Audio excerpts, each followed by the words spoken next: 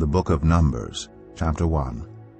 The Lord spoke to Moses in the tent of meeting in the desert of Sinai on the first day of the 2nd month of the 2nd year after the Israelites came out of Egypt. He said, "Take a census of the whole Israelite community by their clans and families, listing every man by name, one by one. You and Aaron are to count according to their divisions all the men in Israel who are 20 years old or more and able to serve in the army, one man from each tribe. Each of them, the head of his family, is to help you. These are the names of the men who are to assist you. From Reuben, Elizur son of Shadur. From Simeon, Shelumiel son of Zerushadai. From Judah, Nahshon son of Amminadab.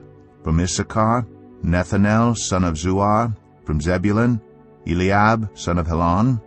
From the sons of Joseph, from Ephraim, Elishama son of Ammihud. From Manasseh, Gamaliel son of Pedazur. From Benjamin, Abidan son of Gideoni. From Dan, Ahiezer son of Ammishaddai. From Asher, Pagiel son of Ochran. From Gad, Eliasaph son of Deuel. From Naphtali, Ahira son of Enan. These were the men appointed from the community, the leaders of their ancestral tribes. They were the heads of the clans of Israel. Moses and Aaron took these men whose names had been specified, and they called the whole community together on the first day of the 2nd month. The people registered their ancestry by their clans and families, and the men 20 years old or more were listed by name one by one, as the Lord commanded Moses. And so he counted them in the desert of Sinai.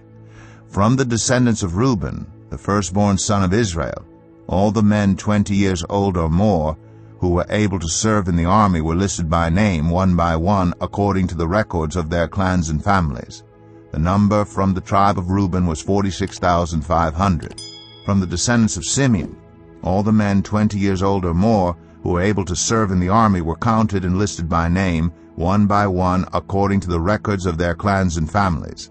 The number from the tribe of Simeon was 59,300. From the descendants of Gad, all the men 20 years old or more who were able to serve in the army were listed by name according to the records of their clans and families. The number from the tribe of Gad was 45,650. From the descendants of Judah, all the men 20 years old or more who were able to serve in the army were listed by name according to the records of their clans and families. The number from the tribe of Judah was 74,600. From the descendants of Issachar, all the men 20 years old or more who were able to serve in the army were listed by name according to the records of their clans and families. The number from the tribe of Issachar was 54,400. From the descendants of Zebulun, all the men 20 years old or more who were able to serve in the army were listed by name according to the records of their clans and families. The number from the tribe of Zebulun was 57,400. From the sons of Joseph, from the descendants of Ephraim, all the men 20 years old or more who were able to serve in the army were listed by name according to the records of their clans and families. The number from the tribe of Ephraim was 40,500. From the descendants of Manasseh, all the men 20 years old or more who were able to serve in the army were listed by name according to the records of their clans and families. The number from the tribe of Manasseh was 32,200. From the descendants of Benjamin, all the men 20 years old or more who were able to serve in the army were listed by name according to the records of their clans and families. The number from the tribe of Benjamin was 35,400.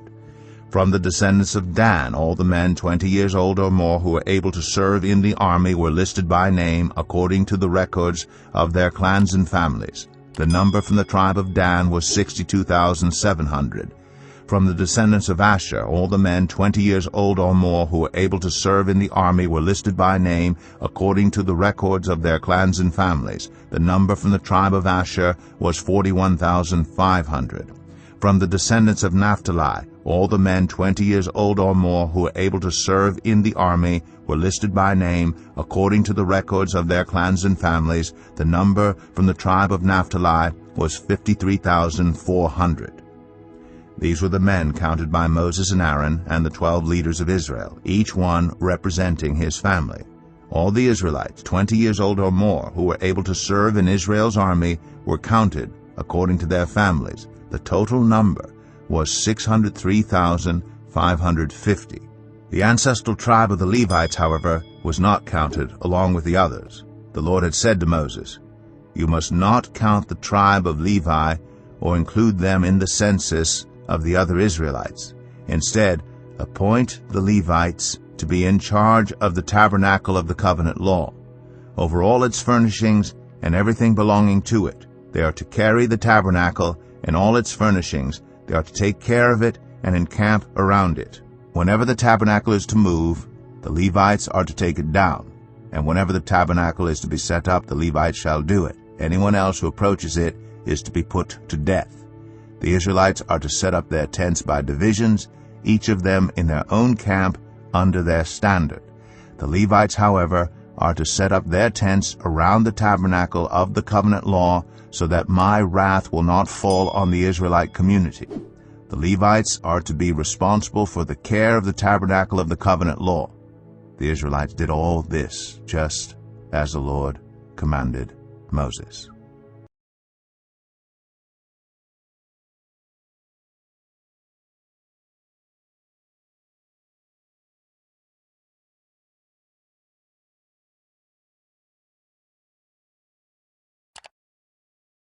Numbers 2. The Lord said to Moses and Aaron, "The Israelites are to camp around the tent of meeting some distance from it, each of them under their standard and holding the banners of their family. On the east toward the sunrise, the divisions of the camp of Judah are to encamp under their standard. The leader of the people of Judah is Nahshon, son of Amminadab. His division numbers 74,600. The tribe of Issachar will camp next to them. The leader of the people of Issachar is Nethanel, son of Zuar. His division numbers 54,400.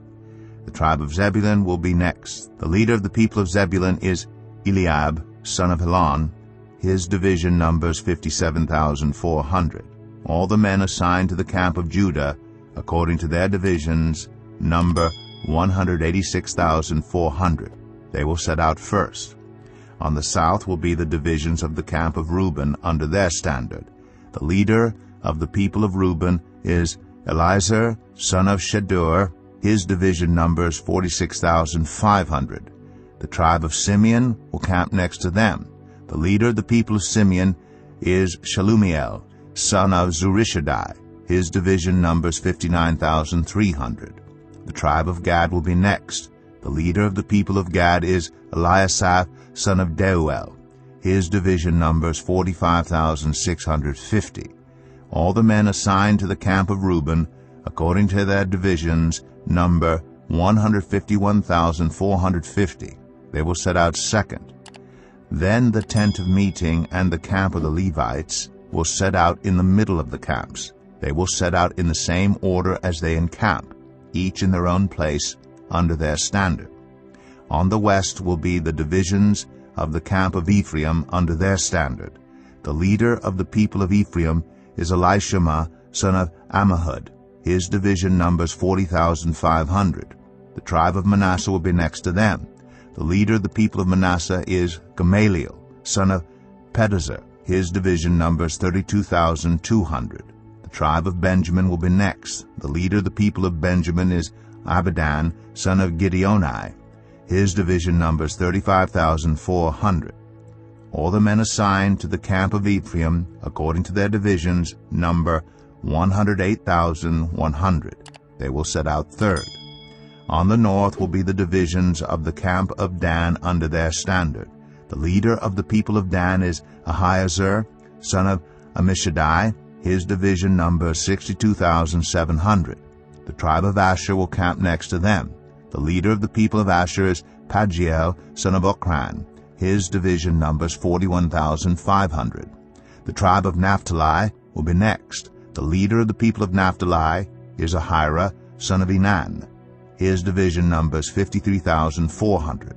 All the men assigned to the camp of Dan number 157,600. They will set out last under their standards. These are the Israelites, counted according to their families. All the men in the camps, by their divisions, number 603,550. The Levites, however, were not counted along with the other Israelites, as the Lord commanded Moses. So the Israelites did everything the Lord commanded Moses. That is the way they encamped under their standards, and that is the way they set out, each of them with their clan and family. Numbers 3. This is the account of the family of Aaron and Moses at the time the Lord spoke to Moses at Mount Sinai. The names of the sons of Aaron were Nadab the firstborn, and Abihu, Eleazar, and Ithamar. Those were the names of Aaron's sons, the anointed priests, who were ordained to serve as priests. Nadab and Abihu, however, died before the Lord when they made an offering with unauthorized fire before him in the desert of Sinai. They had no sons, so Eleazar and Ithamar served as priests during the lifetime of their father Aaron. The Lord said to Moses, "Bring the tribe of Levi and present them to Aaron the priest to assist him. They are to perform duties for him and for the whole community at the tent of meeting by doing the work of the tabernacle. They are to take care of all the furnishings of the tent of meeting, fulfilling the obligations of the Israelites by doing the work of the tabernacle. Give the Levites to Aaron and his sons. They are the Israelites who are to be given wholly to him. Appoint Aaron and his sons to serve as priests. Anyone else who approaches the sanctuary is to be put to death." The Lord also said to Moses, "I have taken the Levites from among the Israelites in place of the first male offspring of every Israelite woman. The Levites are mine, for all the firstborn are mine. When I struck down all the firstborn in Egypt, I set apart for myself every firstborn in Israel, whether human or animal. They are to be mine. I am the Lord." The Lord said to Moses in the desert of Sinai, "Count the Levites by their families and clans. Count every male a month old or more." So Moses counted them, as he was commanded by the word of the Lord. These were the names of the sons of Levi: Gershon, Kohath, and Merari. These were the names of the Gershonite clans: Libni and Shimei. The Kohathite clans: Amram, Izhar, Hebron, and Uzziel. The Merarite clans: Malai and Mushai. These were the Levite clans according to their families. To Gershon belonged the clans of the Libnites and Shimeites. These were the Gershonite clans. The number of all the males a month old or more who were counted was 7,500. The Gershonite clans were to camp on the west behind the tabernacle. The leader of the families of the Gershonites was Elisaph, son of Lael. At the tent of meeting, the Gershonites were responsible for the care of the tabernacle and tent, its coverings, the curtain at the entrance to the tent of meeting, the curtains of the courtyard, the curtain at the entrance to the courtyard surrounding the tabernacle and altar, and the ropes and everything related to their use. To Kohath belonged the clans of the Amramites, Izrahites, Hebronites, and Uzzielites. These were the Kohathite clans. The number of all the males a month old or more was 8,600. The Kohathites were responsible for the care of the sanctuary. The Kohathite clans were to camp on the south side of the tabernacle. The leader of the families of the Kohathite clans was Elizaphan, son of Uzziel. They were responsible for the care of the ark, the table, the lampstand, the altars, the articles of the sanctuary used in ministering, the curtain, and everything related to their use. The chief leader of the Levites was Eleazar, son of Aaron the priest. He was appointed over those who were responsible for the care of the sanctuary. To Merari belonged the clans of the Mahlites and the Mushites. These were the Merarite clans. The number of all the males a month old or more who were counted was 6,200. The leader of the families of the Merarite clans was Zuriel, son of Abihail. They were to camp on the north side of the tabernacle. The Merarites were appointed to take care of the frames of the tabernacle, its crossbars, posts, bases, all its equipment, and everything related to their use, as well as the posts of the surrounding courtyard with their bases, tent pegs, and ropes. Moses and Aaron and his sons were to camp to the east of the tabernacle toward the sunrise, in front of the tent of meeting. They were responsible for the care of the sanctuary on behalf of the Israelites. Anyone else who approached the sanctuary was to be put to death. The total number of Levites counted at the Lord's command by Moses and Aaron according to their clans, including every male a month old or more, was 22,000. The Lord said to Moses, "Count all the firstborn Israelite males who are a month old or more, and make a list of their names. Take the Levites for me in place of all the firstborn of the Israelites, and the livestock of the Levites in place of all the firstborn of the livestock of the Israelites. I am the Lord." So Moses counted all the firstborn of the Israelites, as the Lord commanded him. The total number of firstborn males a month old or more listed by name was 22,273. The Lord also said to Moses, "Take the Levites in place of all the firstborn of Israel, and the livestock of the Levites in place of their livestock. The Levites are to be mine. I am the Lord. To redeem the 273 firstborn Israelites who exceed the number of the Levites, collect 5 shekels for each one, according to the sanctuary shekel, which weighs 20 gerahs. Give the money for the redemption of the additional Israelites to Aaron and his sons." So Moses collected the redemption money from those who exceeded the number redeemed by the Levites. From the firstborn of the Israelites he collected silver weighing 1,365 shekels, according to the sanctuary shekel. Moses gave the redemption money to Aaron and his sons, as he was commanded by the word of the Lord. Numbers 4. The Lord said to Moses and Aaron, "Take a census of the Kohathite branch of the Levites by their clans and families. Count all the men from 30 to 50 years of age who come to serve in the work at the tent of meeting. This is the work of the Kohathites at the tent of meeting, the care of the most holy things. When the camp is to move, Aaron and his sons are to go in and take down the shielding curtain and put it over the Ark of the Covenant law. Then they are to cover the curtain with a durable leather, spread a cloth of solid blue over that, and put the poles in place. Over the table of the presence they are to spread a blue cloth, and put on it the plates, dishes, and bowls, and the jars for drink offerings. The bread that is continually there is to remain on it. They are to spread a scarlet cloth over them, cover that with the durable leather, and put the poles in place. They are to take a blue cloth and cover the lampstand that is for light, together with its lamps, its wick trimmers and trays, and all its jars for the olive oil used to supply it. Then they are to wrap it and all its accessories in a covering of the durable leather, and put it on a carrying frame. Over the gold altar they are to spread a blue cloth and cover that with the durable leather, and put the poles in place. They are to take all the articles used for ministering in the sanctuary, wrap them in a blue cloth, cover that with the durable leather, and put them on a carrying frame. They are to remove the ashes from the bronze altar and spread a purple cloth over it. Then they are to place on it all the utensils used for ministering at the altar, including the fire pans, meat forks, shovels, and sprinkling bowls. Over it they are to spread a covering of the durable leather and put the poles in place. After Aaron and his sons have finished covering the holy furnishings and all the holy articles, and when the camp is ready to move, only then are the Kohathites to come and do the carrying. But they must not touch the holy things, or they will die. The Kohathites are to carry those things that are in the tent of meeting. Eleazar, son of Aaron the priest, is to have charge of the oil for the light, the fragrant incense, the regular grain offering, and the anointing oil. He is to be in charge of the entire tabernacle and everything in it, including its holy furnishings and articles. The Lord said to Moses and Aaron, "See that the Kohathite tribal clans are not destroyed from among the Levites, so that they may live and not die. When they come near the most holy things, do this for them. Aaron and his sons are to go into the sanctuary and assign to each man his work and what he is to carry. But the Kohathites must not go in to look at the holy things even for a moment, or they will die."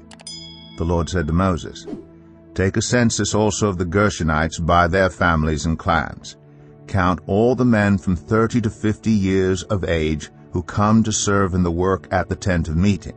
This is the service of the Gershonite clans in their carrying and their other work. They are to carry the curtains of the tabernacle, that is, the tent of meeting, its covering and its outer covering of durable leather, the curtains for the entrance to the tent of meeting, the curtains of the courtyard surrounding the tabernacle and altar, the curtain for the entrance to the courtyard, the ropes, and all the equipment used in the service of the tent. The Gershonites are to do all that needs to be done with these things. All their service, whether carrying or doing other work, is to be done under the direction of Aaron and his sons. You shall assign to them as their responsibility all they are to carry. This is the service of the Gershonite clans at the tent of meeting. Their duties are to be under the direction of Ithamar, son of Aaron, the priest. Count the Merarites by their clans and families. Count all the men from 30 to 50 years of age who come to serve in the work at the tent of meeting. As part of all their service at the tent, they are to carry the frames of the tabernacle, its crossbars, posts, and bases, as well as the posts of the surrounding courtyard with their bases, tent pegs, ropes, all their equipment, and everything related to their use. Assign to each man the specific things he is to carry. This is the service of the Merarite clans as they work at the tent of meeting, under the direction of Ithamar, son of Aaron, the priest. Moses, Aaron, and the leaders of the community counted the Kohathites by their clans and families. All the men from 30 to 50 years of age who came to serve in the work at the tent of meeting, counted by clans, were 2,750. This was the total of all those in the Kohathite clans who served at the tent of meeting. Moses and Aaron counted them according to the Lord's command through Moses. The Gershonites were counted by their clans and families. All the men from 30 to 50 years of age who came to serve in the work at the tent of meeting, counted by their clans and families, were 2,630. This was the total of those in the Gershonite clans who served at the tent of meeting. Moses and Aaron counted them according to the Lord's command. The Merarites were counted by their clans and families. All the men from 30 to 50 years of age who came to serve in the work at the tent of meeting, counted by their clans, were 3,200. This was the total of those in the Merarite clans. Moses and Aaron counted them according to the Lord's command through Moses. So Moses, Aaron, and the leaders of Israel counted all the Levites by their clans and families. All the men from 30 to 50 years of age who came to do the work of serving and carrying the tent of meeting numbered 8,580. At the Lord's command through Moses, each was assigned his work and told what to carry. Thus they were counted, as the Lord commanded Moses. Numbers 5. The Lord said to Moses, "Command the Israelites to send away from the camp anyone who has a defiling skin disease or a discharge of any kind, or who is ceremonially unclean because of a dead body. Send away male and female alike. Send them outside the camp so they will not defile their camp, where I dwell among them." The Israelites did so. They sent them outside the camp. They did just as the Lord had instructed Moses. The Lord said to Moses, "Say to the Israelites, any man or woman who wrongs another in any way, and so is unfaithful to the Lord, is guilty, and must confess the sin they have committed. They must make full restitution for the wrong they have done, add a fifth of the value to it, and give it all to the person they have wronged. But if that person has no close relative to whom restitution can be made for the wrong, the restitution belongs to the Lord and must be given to the priest, along with the ram with which atonement is made for the wrongdoer. All the sacred contributions the Israelites bring to a priest will belong to him. Sacred things belong to their owners, but what they give to the priest will belong to the priest." Then the Lord said to Moses, "Speak to the Israelites and say to them, if a man's wife goes astray and is unfaithful to him, so that another man has sexual relations with her, and this is hidden from her husband, and her impurity is undetected, since there is no witness against her, and she has not been caught in the act, and if feelings of jealousy come over her husband, and he suspects his wife and she is impure, or if he is jealous and suspects her even though she is not impure, then he is to take his wife to the priest. He must also take an offering of 1/10 of an ephah of barley flour on her behalf. He must not pour olive oil on it or put incense on it, because it is a grain offering for jealousy, a reminder offering, to draw attention to wrongdoing. The priest shall bring her and have her stand before the Lord. Then he shall take some holy water in a clay jar, and put some dust from the tabernacle floor into the water. After the priest has had the woman stand before the Lord, he shall loosen her hair, and place in her hands the reminder offering, the grain offering for jealousy, while he himself holds the bitter water that brings a curse. Then the priest shall put the woman under oath and say to her, If no other man has had sexual relations with you, and you have not gone astray and become impure while married to your husband, may this bitter water that brings a curse not harm you. But if you have gone astray while married to your husband, and you have made yourself impure by having sexual relations with a man other than your husband, here the priest is to put the woman under this curse. May the Lord cause you to become a curse among your people when he makes your womb miscarry and your abdomen swell. May this water that brings a curse enter your body, so that your abdomen swells or your womb miscarries. Then the woman is to say, Amen, so be it. The priest is to write these curses on a scroll, and then wash them off into the bitter water. He shall make the woman drink the bitter water that brings a curse, and this water that brings a curse and causes bitter suffering will enter her.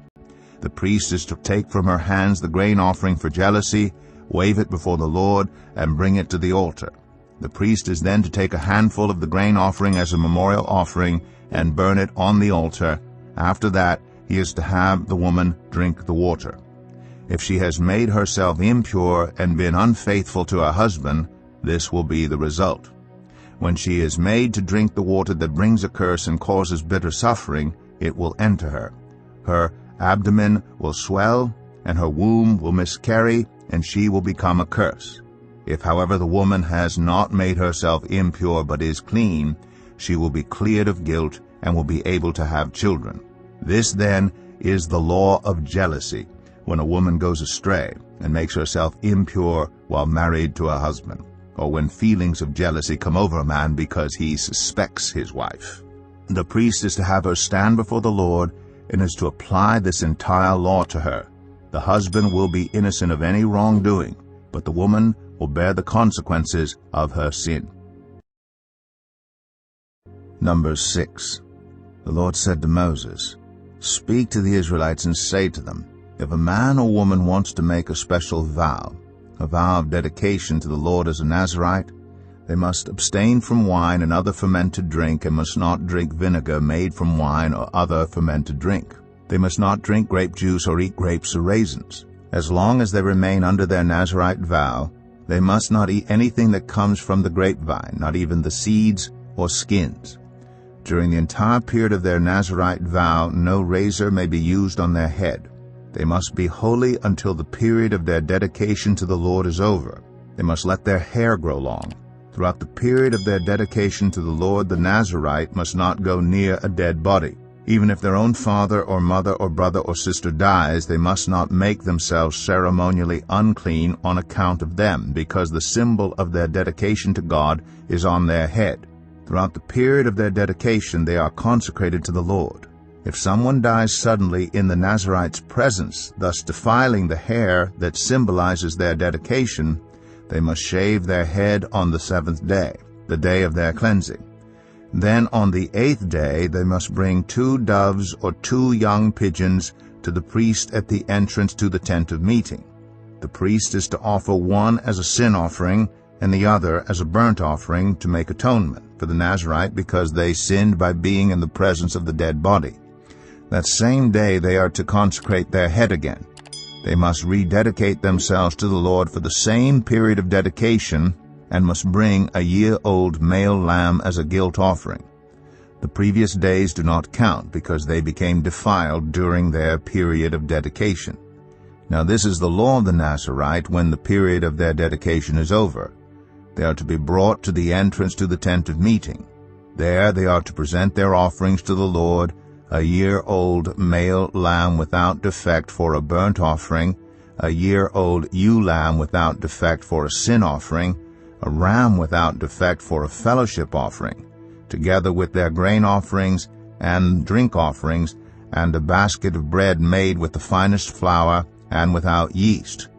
thick loaves with olive oil mixed in, and thin loaves brushed with olive oil.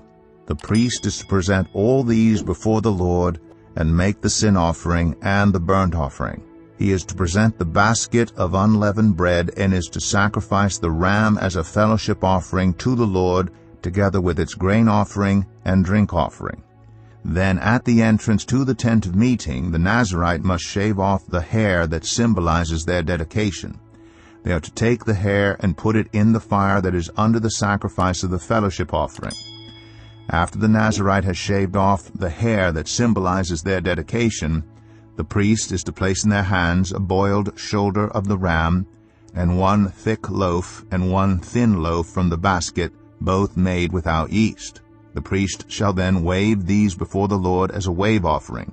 They are holy and belong to the priest, together with the breast that was waved and the thigh that was presented. After that, the Nazirite may drink wine.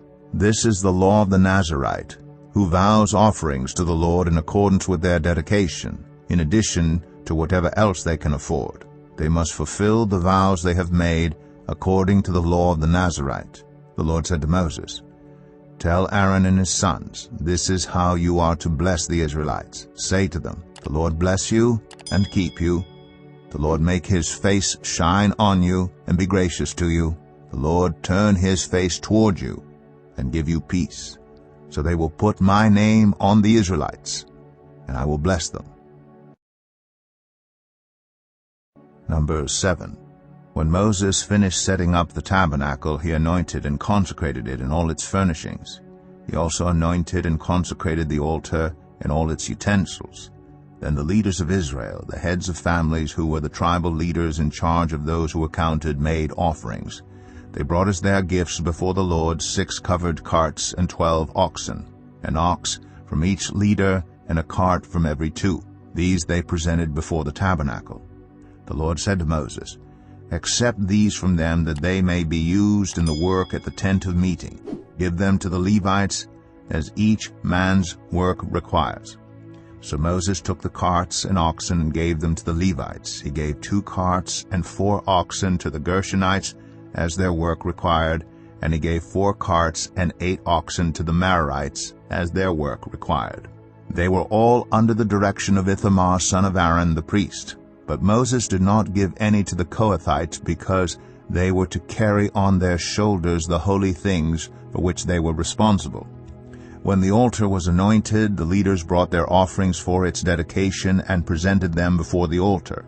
For the Lord had said to Moses, "Each day 1 leader is to bring his offering for the dedication of the altar." The one who brought his offering on the first day was Nahshon, son of Amminadab of the tribe of Judah. His offering was 1 silver plate weighing 130 shekels, and 1 silver sprinkling bowl weighing 70 shekels, both according to the sanctuary shekel, each filled with the finest flour mixed with olive oil as a grain offering.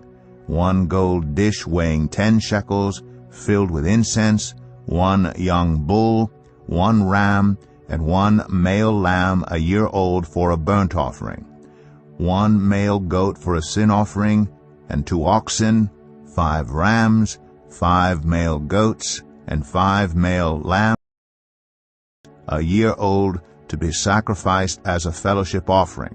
This was the offering of Nahshon, son of Amminadab. On the second day, Nethanel, son of Zuar, the leader of Issachar, brought his offering. The offering he brought was 1 silver plate weighing 130 shekels, and 1 silver sprinkling bowl weighing 70 shekels, both according to the sanctuary shekel, each filled with the finest flour mixed with olive oil as a grain offering, 1 gold dish weighing 10 shekels filled with incense, 1 young bull, 1 ram, and 1 male lamb a year old for a burnt offering, 1 male goat for a sin offering, and 2 oxen, 5 rams, 5 male goats, and 5 male lambs a year old, to be sacrificed as a fellowship offering. This was the offering of Nethanel, son of Zuar. On the third day, Eliab, son of Helon, the leader of the people of Zebulun, brought his offering. His offering was 1 silver plate weighing 130 shekels, and 1 silver sprinkling bowl weighing 70 shekels, both according to the sanctuary shekel, each filled with the finest flour mixed with olive oil as a grain offering, 1 gold dish weighing 10 shekels filled with incense, 1 young bull, 1 ram, and 1 male lamb a year old for a burnt offering, 1 male goat for a sin offering, and 2 oxen, 5 rams, 5 male goats, and 5 male lambs a year old to be sacrificed as a fellowship offering. This was the offering of Eliab son of Helon. On the 4th day, Eliezer son of Shedeur, the leader of the people of Reuben, brought his offering. His offering was 1 silver plate weighing 130 shekels, and 1 silver sprinkling bowl weighing 70 shekels, both according to the sanctuary shekel, each filled with the finest flour mixed with olive oil as a grain offering, 1 gold dish weighing 10 shekels filled with incense, 1 young bull, 1 ram, and 1 male lamb a year old for a burnt offering, 1 male goat for a sin offering, and 2 oxen, 5 rams, 5 male goats, and 5 male lambs a year old to be sacrificed as a fellowship offering. This was the offering of Eleazar son of Shedeur. On the 5th day, Shelumiel son of Zerushadai, the leader of the people of Simeon, brought his offering. His offering was 1 silver plate weighing 130 shekels, and 1 silver sprinkling bowl weighing 70 shekels, both according to the sanctuary shekel, each filled with the finest flour mixed with olive oil as a grain offering, 1 gold dish weighing 10 shekels filled with incense, 1 young bull, 1 ram, and 1 male lamb a year old for a burnt offering, 1 male goat for a sin offering, and 2 oxen, 5 rams, 5 male goats, and 5 male lambs a year old to be sacrificed as a fellowship offering. This was the offering of Shelumiel son of Zerushadai. On the 6th day, Eliasaph son of Deuel, the leader of the people of Gad, brought his offering. His offering was 1 silver plate weighing 130 shekels, and 1 silver sprinkling bowl weighing 70 shekels, both according to the sanctuary shekel, each filled with the finest flour mixed with olive oil as a grain offering, 1 gold dish weighing 10 shekels filled with incense, 1 young bull, 1 ram, and 1 male lamb a year old for a burnt offering, 1 male goat for a sin offering, and 2 oxen, 5 rams, 5 male goats, and 5 male lambs a year old to be sacrificed as a fellowship offering. This was the offering of Eliasaph son of Deuel.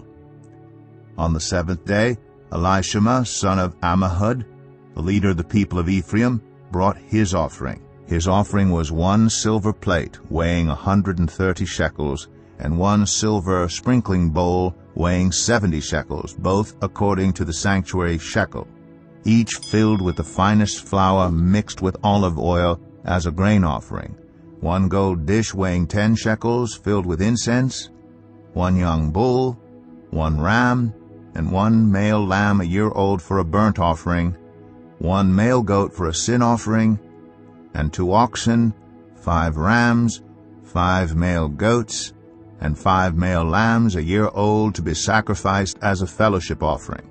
This was the offering of Elishama, son of Ammihud. On the 8th day, Gamaliel, son of Pedazur, the leader of the people of Manasseh, brought his offering. His offering was 1 silver plate weighing 130 shekels, and 1 silver sprinkling bowl weighing 70 shekels, both according to the sanctuary shekel, each filled with the finest flour mixed with olive oil as a grain offering, 1 gold dish weighing 10 shekels filled with incense, 1 young bull, 1 ram, and 1 male lamb a year old for a burnt offering, 1 male goat for a sin offering, and 2 oxen, 5 rams, 5 male goats, and 5 male lambs a year old to be sacrificed as a fellowship offering. This was the offering of Gamaliel, son of Pedazur. On the 9th day, Abidan, son of Gideoni, the leader of the people of Benjamin, brought his offering. His offering was 1 silver plate weighing 130 shekels, and 1 silver sprinkling bowl weighing 70 shekels, both according to the sanctuary shekel, each filled with the finest flour mixed with olive oil as a grain offering. 1 gold dish weighing 10 shekels filled with incense, 1 young bull, 1 ram, and 1 male lamb a year old for a burnt offering, 1 male goat for a sin offering, and 2 oxen, 5 rams, 5 male goats, and 5 male lambs a year old to be sacrificed as a fellowship offering. This was the offering of Abidan, son of Gideoni. On the 10th day, Ahiezer, son of Ammishaddai, the leader of the people of Dan, brought his offering. His offering was 1 silver plate weighing 130 shekels, and 1 silver sprinkling bowl weighing 70 shekels, both according to the sanctuary shekel, each filled with the finest flour mixed with olive oil as a grain offering. 1 gold dish weighing 10 shekels filled with incense, 1 young bull, 1 ram, and 1 male lamb a year old for a burnt offering, 1 male goat for a sin offering, and 2 oxen, 5 rams, 5 male goats, and 5 male lambs a year old to be sacrificed as a fellowship offering. This was the offering of Ahiezer, son of Ammishaddai. On the 11th day, Pagiel, son of Ochran, the leader of the people of Asher, brought his offering. His offering was 1 silver plate weighing 130 shekels, and 1 silver sprinkling bowl weighing 70 shekels, both according to the sanctuary shekel, each filled with the finest flour mixed with olive oil as a grain offering. 1 gold dish weighing 10 shekels filled with incense, 1 young bull, 1 ram, and 1 male lamb a year old for a burnt offering, 1 male goat for a sin offering, and 2 oxen, 5 rams, 5 male goats, and 5 male lambs a year old to be sacrificed as a fellowship offering. This was the offering of Pagiel, son of Ochran. On the 12th day, Ahira, son of Enan, the leader of the people of Naphtali, brought his offering. His offering was 1 silver plate weighing 130 shekels, and 1 silver sprinkling bowl weighing 70 shekels, both according to the sanctuary shekel, each filled with the finest flour mixed with olive oil as a grain offering. 1 gold dish weighing 10 shekels filled with incense, 1 young bull, 1 ram, and 1 male lamb a year old for a burnt offering, 1 male goat for a sin offering, and 2 oxen, 5 rams, 5 male goats, and 5 male lambs a year old to be sacrificed as a fellowship offering. This was the offering of Ahira, son of Enan. These were the offerings of the Israelite leaders for the dedication of the altar when it was anointed: 12 silver plates, 12 silver sprinkling bowls, and 12 gold dishes. Each silver plate weighed 130 shekels, and each sprinkling bowl 70 shekels. Altogether, the silver dishes weighed 2,400 shekels, according to the sanctuary shekel. The 12 gold dishes filled with incense weighed 10 shekels each, according to the sanctuary shekel. Altogether, the gold dishes weighed 120 shekels. The total number of animals for the burnt offering came to 12 young bulls, 12 rams, and 12 male lambs a year old, together with their grain offering. 12 male goats were used for the sin offering. The total number of animals for the sacrifice of the fellowship offering came to 24 oxen, 60 rams, 60 male goats, and 60 male lambs a year old. These were the offerings for the dedication of the altar after it was anointed. When Moses entered the tent of meeting to speak with the Lord, he heard the voice speaking to him from between the 2 cherubim above the atonement cover on the Ark of the Covenant law. In this way the Lord spoke to him.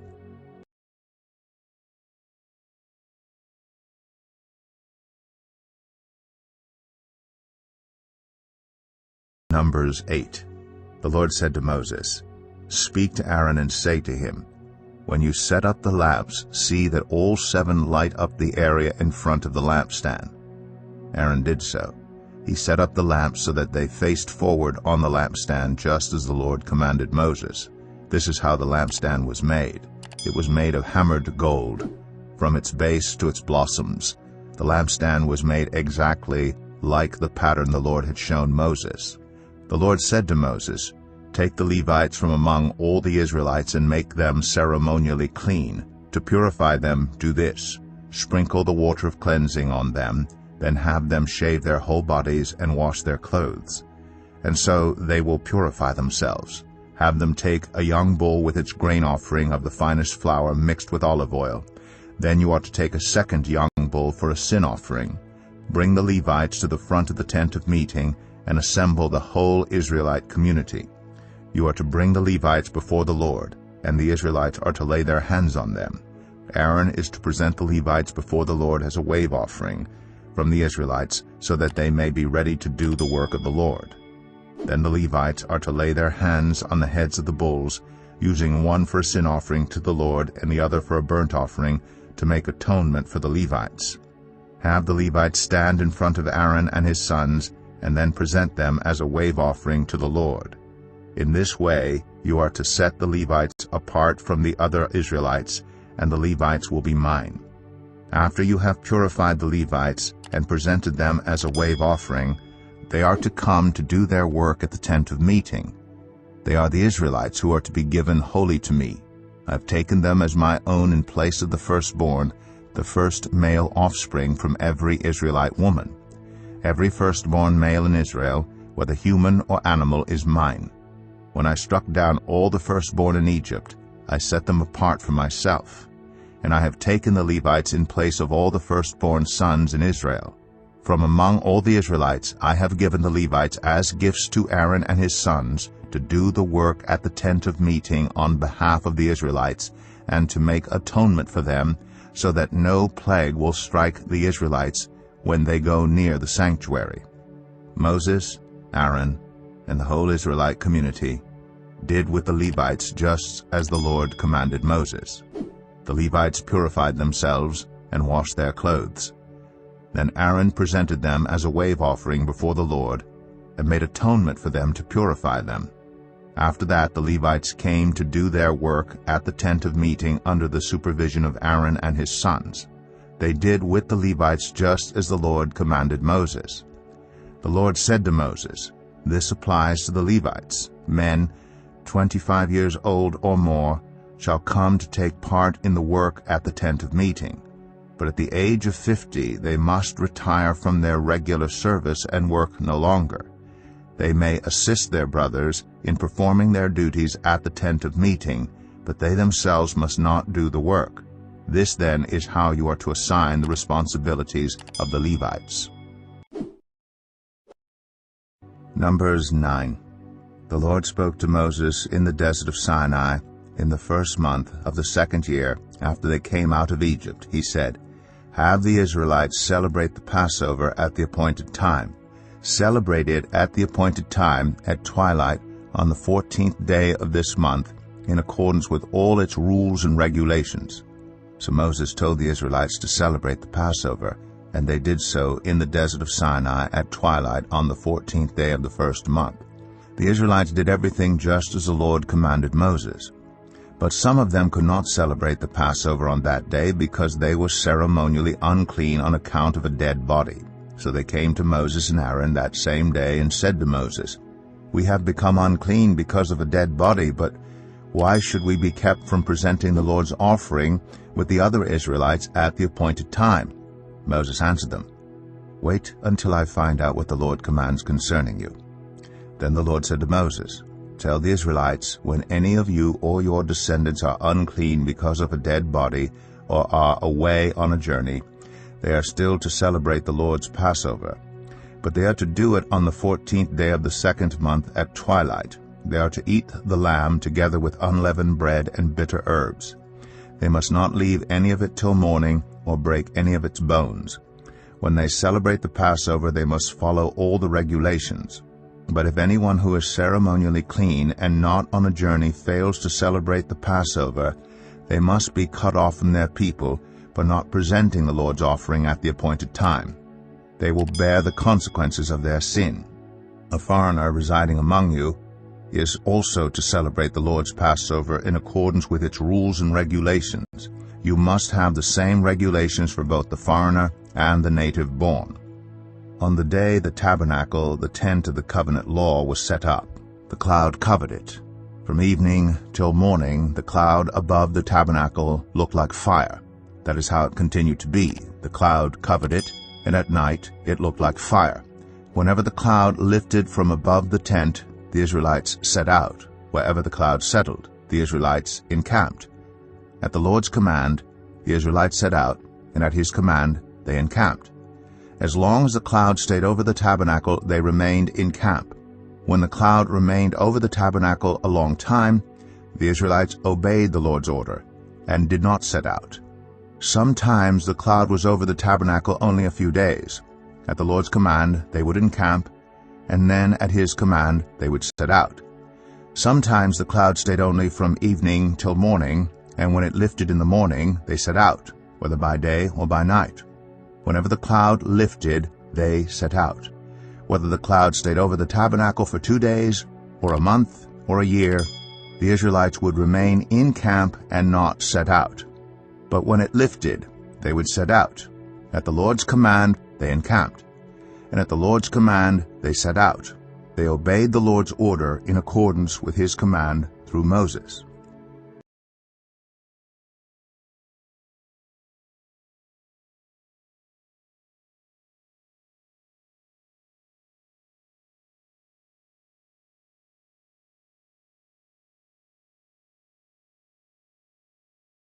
Numbers 10.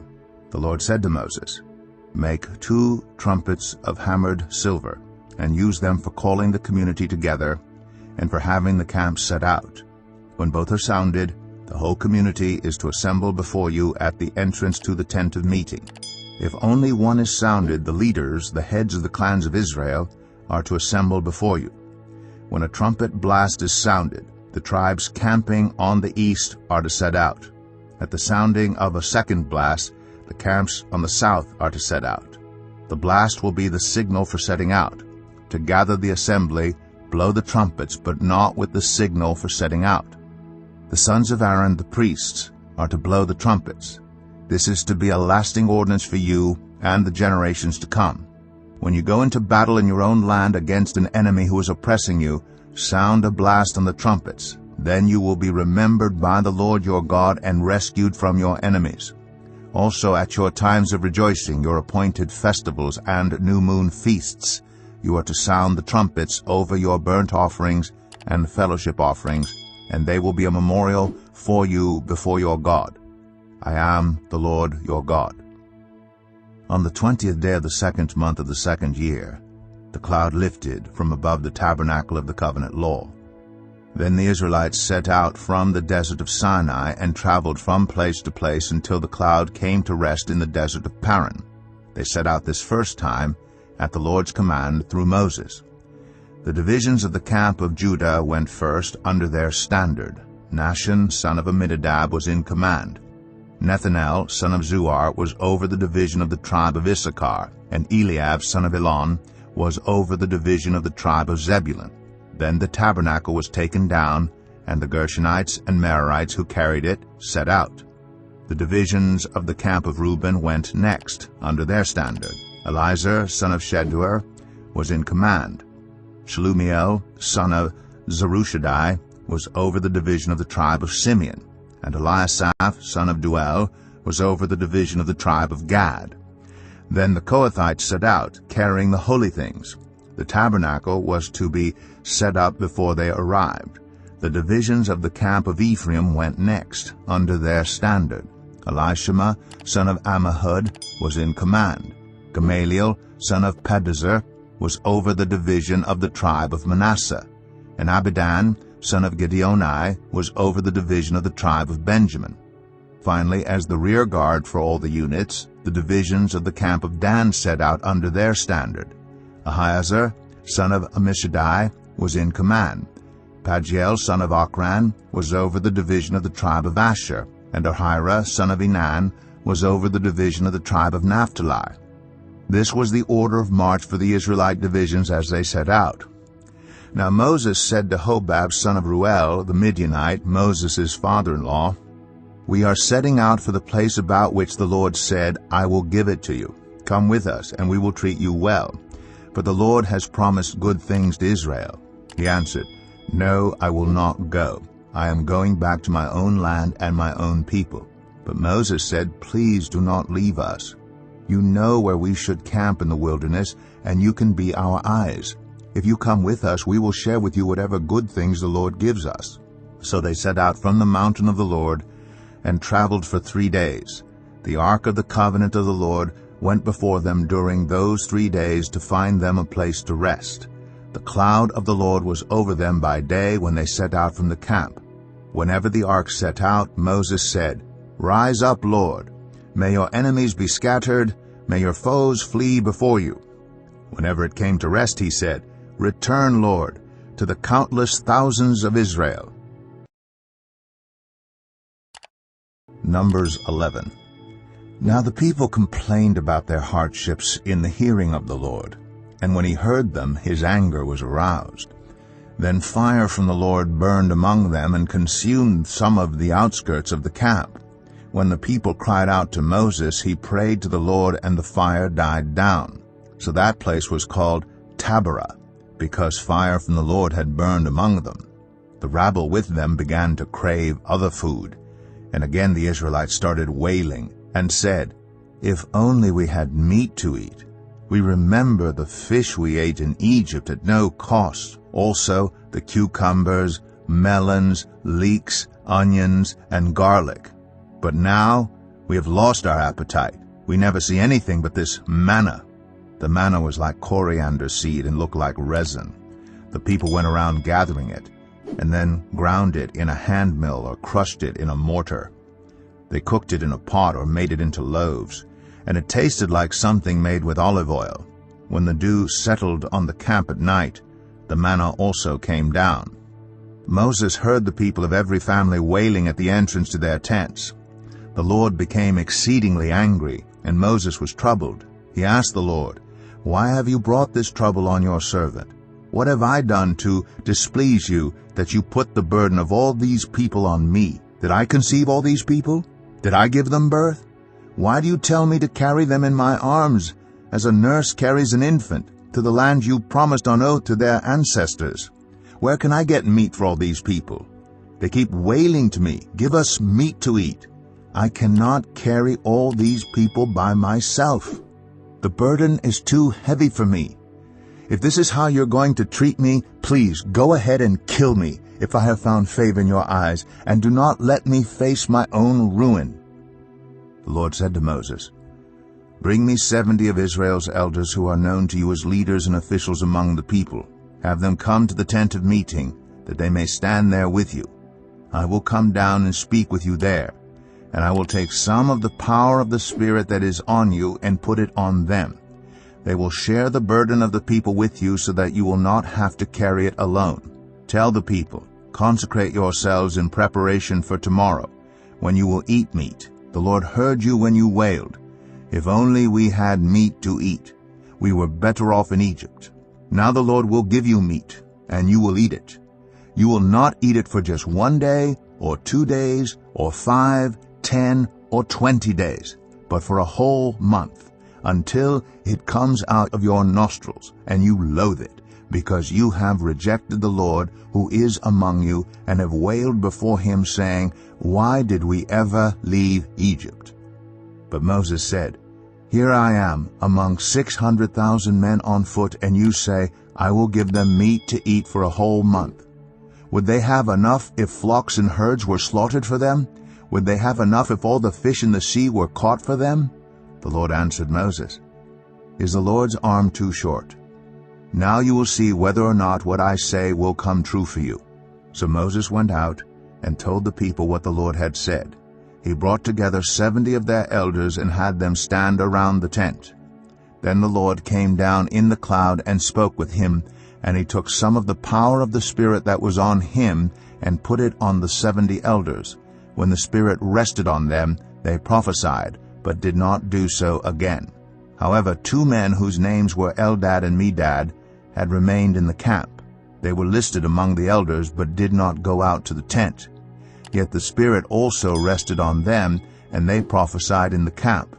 A young man ran and told Moses, "Eldad and Medad are prophesying in the camp." Joshua son of Nun, who had been Moses' aide since youth, spoke up and said, "Moses, my lord, stop them." But Moses replied, "Are you jealous for my sake? I wish that all the Lord's people were prophets, and that the Lord would put his Spirit on them." Then Moses and the elders of Israel returned to the camp. Now a wind went out from the Lord and drove quail in from the sea.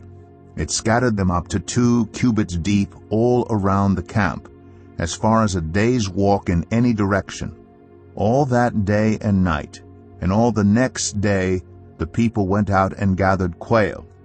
No one gathered less than 10 homers. Then they spread them out all around the camp. But while the meat was still between their teeth and before it could be consumed, the anger of the Lord burned against the people, and he struck them with a severe plague. Therefore the place was named Kibroth Hattaavah, because there they buried the people who had craved other food. From Kibroth Hattaavah the people traveled to Hazroth and stayed there. Numbers 12. Miriam and Aaron began to talk against Moses because of his Cushite wife, for he had married a Cushite.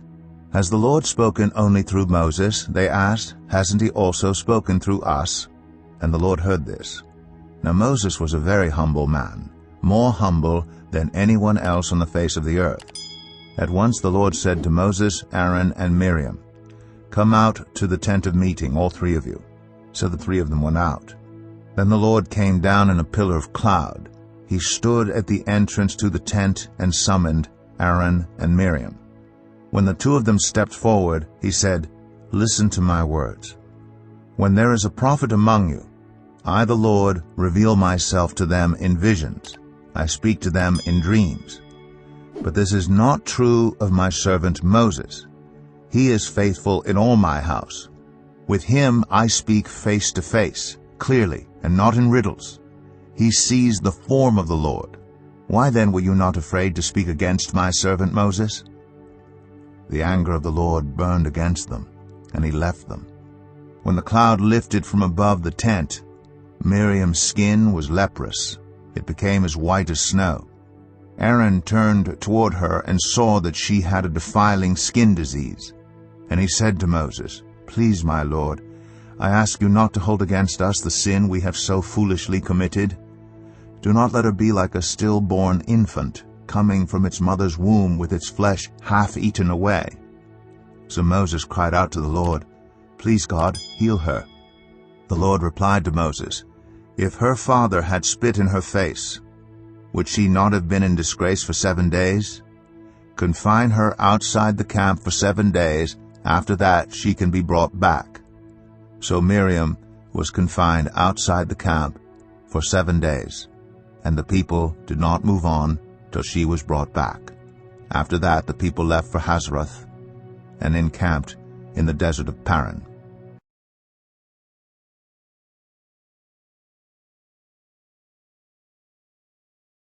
Numbers 13. The Lord said to Moses, "Send some men to explore the land of Canaan, which I am giving to the Israelites. From each ancestral tribe send one of its leaders." So at the Lord's command, Moses sent them out from the desert of Paran. All of them were leaders of the Israelites. These are their names. From the tribe of Reuben, Shammua, son of Zakur. From the tribe of Simeon, Shaphat, son of Ori. From the tribe of Judah, Caleb, son of Jephunneh. From the tribe of Issachar, Igal, son of Joseph. From the tribe of Ephraim, Hoshea, son of Nun. From the tribe of Benjamin, Paltai, son of Raphu. From the tribe of Zebulun, Gadiel, son of Sodai. From the tribe of Manasseh, a tribe of Joseph, Gadai, son of Susai. From the tribe of Dan, Amiel, son of Gemalli. From the tribe of Asher, Sethur, son of Michael. From the tribe of Naphtali, Nabai, son of Vophsi. From the tribe of Gad, Geuel, son of Machi. These are the names of the men Moses sent to explore the land. Moses gave Hoshea son of Nun the name Joshua. When Moses sent them to explore Canaan, he said, "Go up through the Negev and into the hill country. See what the land is like, and whether the people who live there are strong or weak, few or many. What kind of land do they live in? Is it good or bad? What kind of towns do they live in? Are they unwalled or fortified? How is the soil? Is it fertile or poor? Are there trees in it or not? Do your best to bring back some of the fruit of the land." It was the season for the first ripe grapes. So they went up and explored the land from the desert of Zin as far as Rehob, toward Lebo Hamath. They went up through the Negev and came to Hebron, where Ahiman, Sheshai, and Talmai, the descendants of Anak, lived. Hebron had been built 7 years before Zoan in Egypt. When they reached the valley of Eshcol, they cut off a branch bearing a single cluster of grapes. 2 of them carried it on a pole between them, along with some pomegranates and figs. That place was called the Valley of Eshcol because of the cluster of grapes the Israelites cut off there. At the end of 40 days, they returned from exploring the land. They came back to Moses and Aaron and the whole Israelite community at Kadesh in the desert of Paran. There they reported to them and to the whole assembly and showed them the fruit of the land. They gave Moses this account: "We went into the land to which you sent us, and it does flow with milk and honey. Here is its fruit. But the people who live there are powerful, and the cities are fortified and very large. We even saw descendants of Anak there. The Amalekites live in the Negev. The Hittites, Jebusites, and Amorites live in the hill country, and the Canaanites live near the sea and along the Jordan." Then Caleb silenced the people before Moses and said, "We should go up and take possession of the land, for we can certainly do it." But the men who had gone up with him said, "We can't attack those people. They are stronger than we are." And they spread among the Israelites a bad report about the land they had explored. They said, "The land we explored devours those living in it. All the people we saw there are of great size. We saw the Nephilim there. The descendants of Anak come from the Nephilim. We seemed like grasshoppers in our own eyes, and we looked the same to them."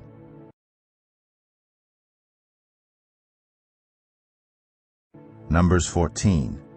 That night all the members of the community raised their voices and wept aloud.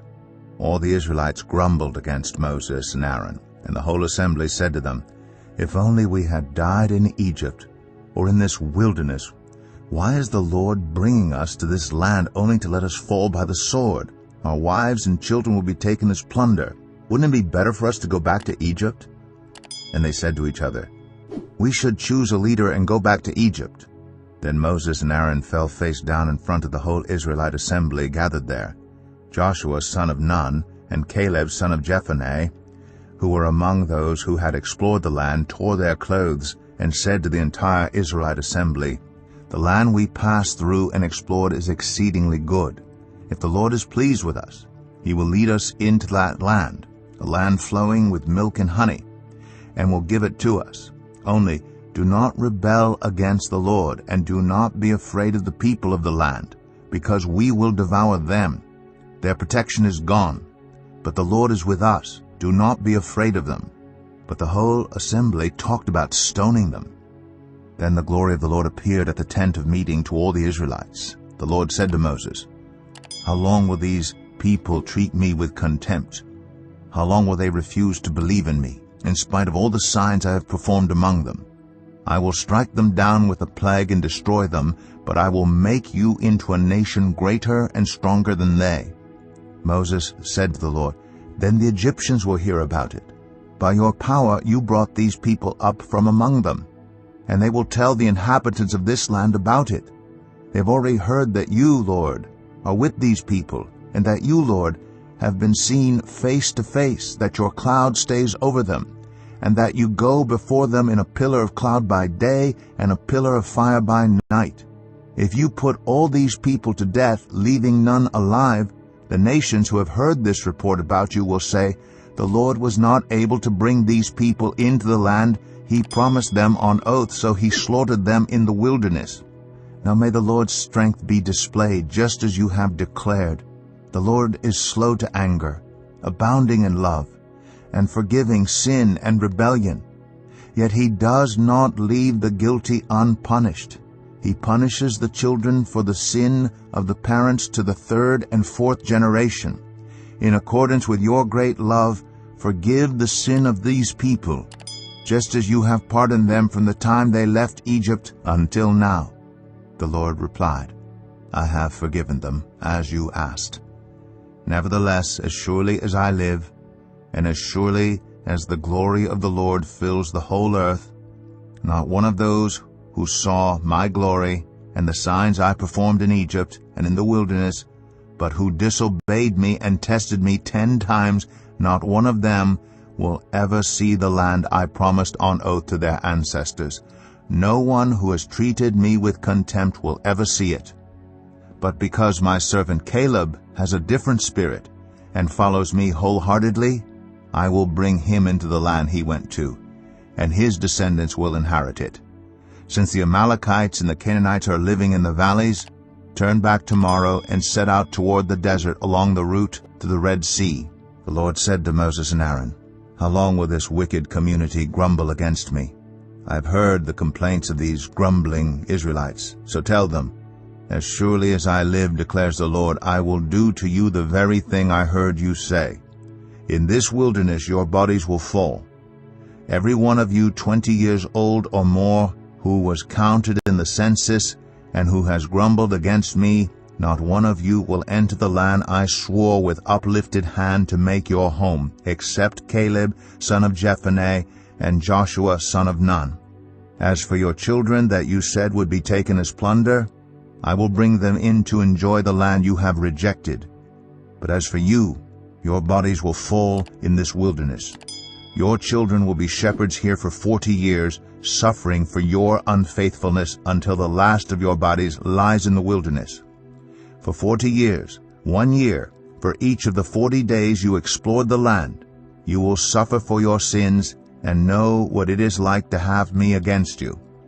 I, the Lord, have spoken, and I will surely do these things to this whole wicked community, which has banded together against me.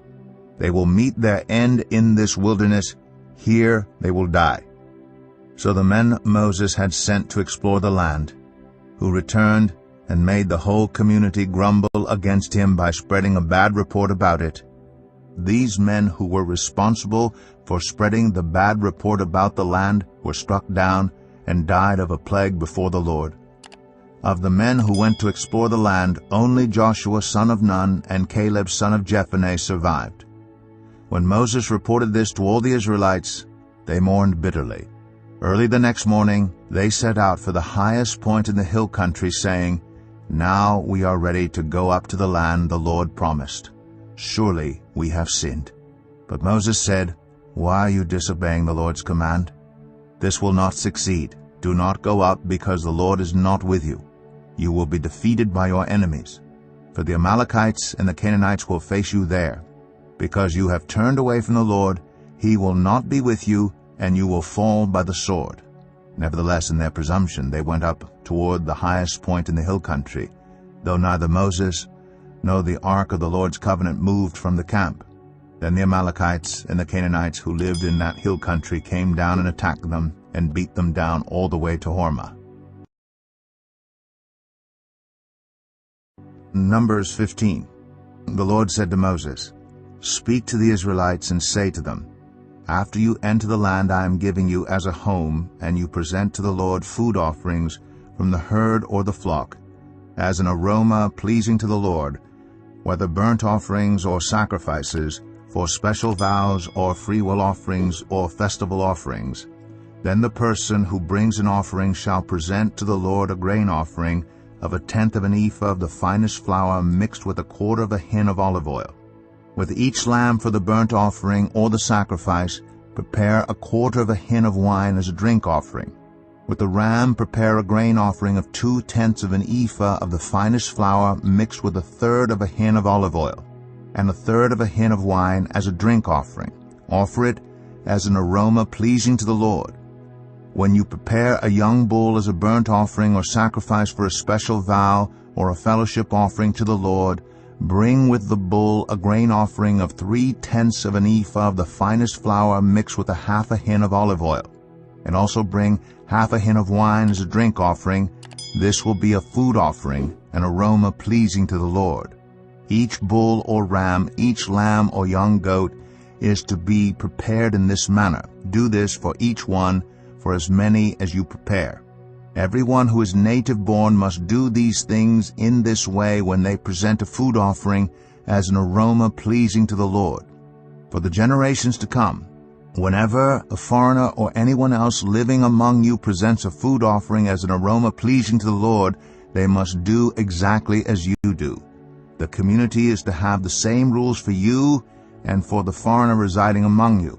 This is a lasting ordinance for the generations to come. You and the foreigner shall be the same before the Lord.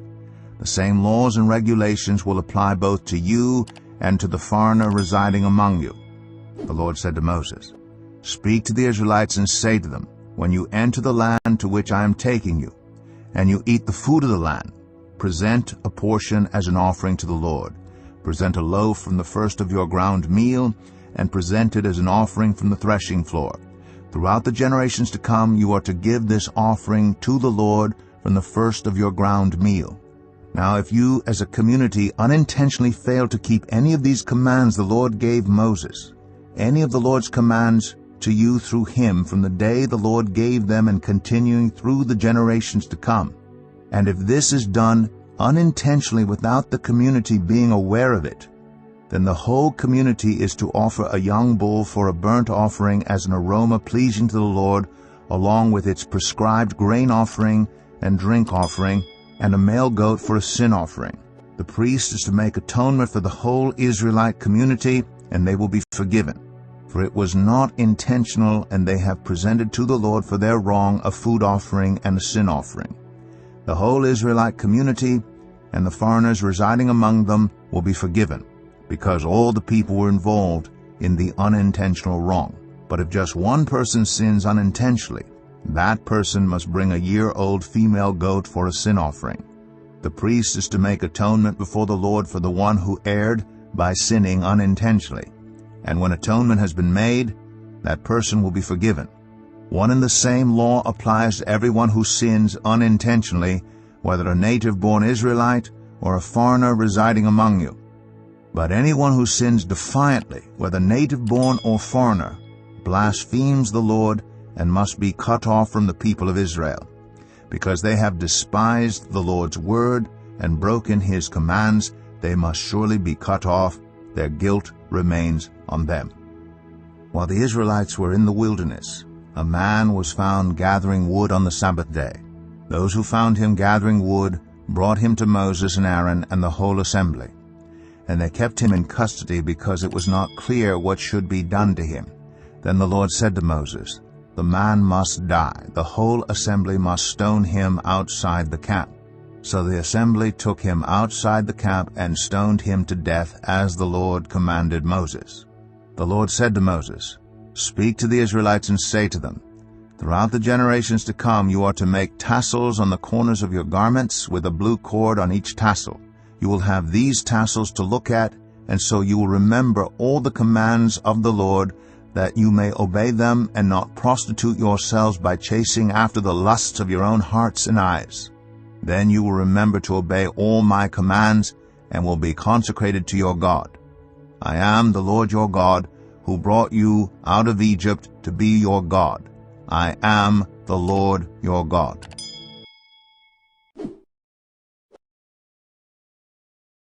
Numbers 16. Korah, son of Izhar, the son of Kohath, the son of Levi, and certain Reubenites, Dathan and Abiram, sons of Eliab, and On, son of Peleth, became insolent and rose up against Moses. With them were 250 Israelite men, well-known community leaders who had been appointed members of the council. They came as a group to oppose Moses and Aaron and said to them, "You have gone too far. The whole community is holy, every one of them, and the Lord is with them. Why then do you set yourselves above the Lord's assembly?" When Moses heard this, he fell face down. Then he said to Korah and all his followers, "In the morning The Lord will show who belongs to him and who is holy, and he will have that person come near him. The man he chooses, he will cause to come near him. You, Korah, and all your followers are to do this. Take censers, and tomorrow put burning coals and incense in them before the Lord. The man the Lord chooses will be the one who is holy. You Levites have gone too far. Moses also said to Korah, Now listen, you Levites.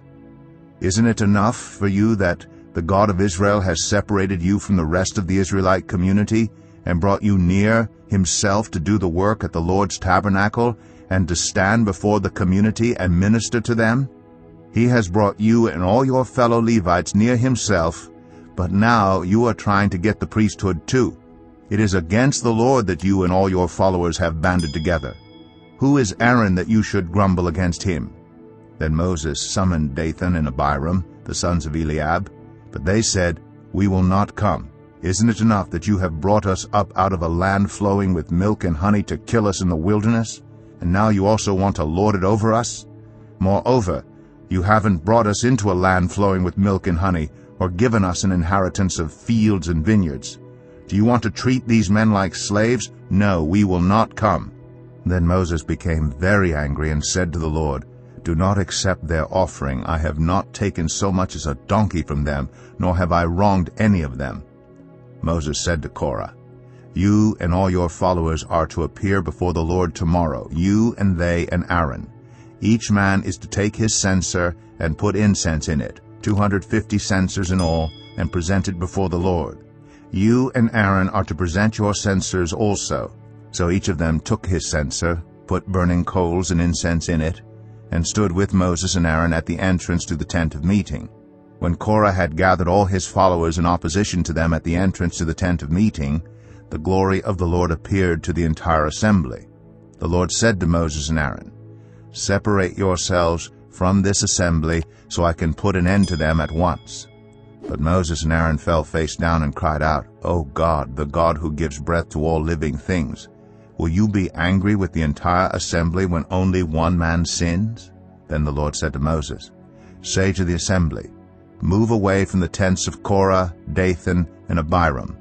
Moses got up and went to Dathan and Abiram, and the elders of Israel followed him. He warned the assembly, Move back from the tents of these wicked men. Do not touch anything belonging to them, or you will be swept away because of all their sins. So they moved away from the tents of Korah, Dathan, and Abiram. Dathan and Abiram had come out and were standing with their wives, children, and little ones at the entrances to their tents. Then Moses said, This is how you will know that the Lord has sent me to do all these things, and that it was not my idea. If these men die a natural death and suffer the fate of all mankind, then the Lord has not sent me.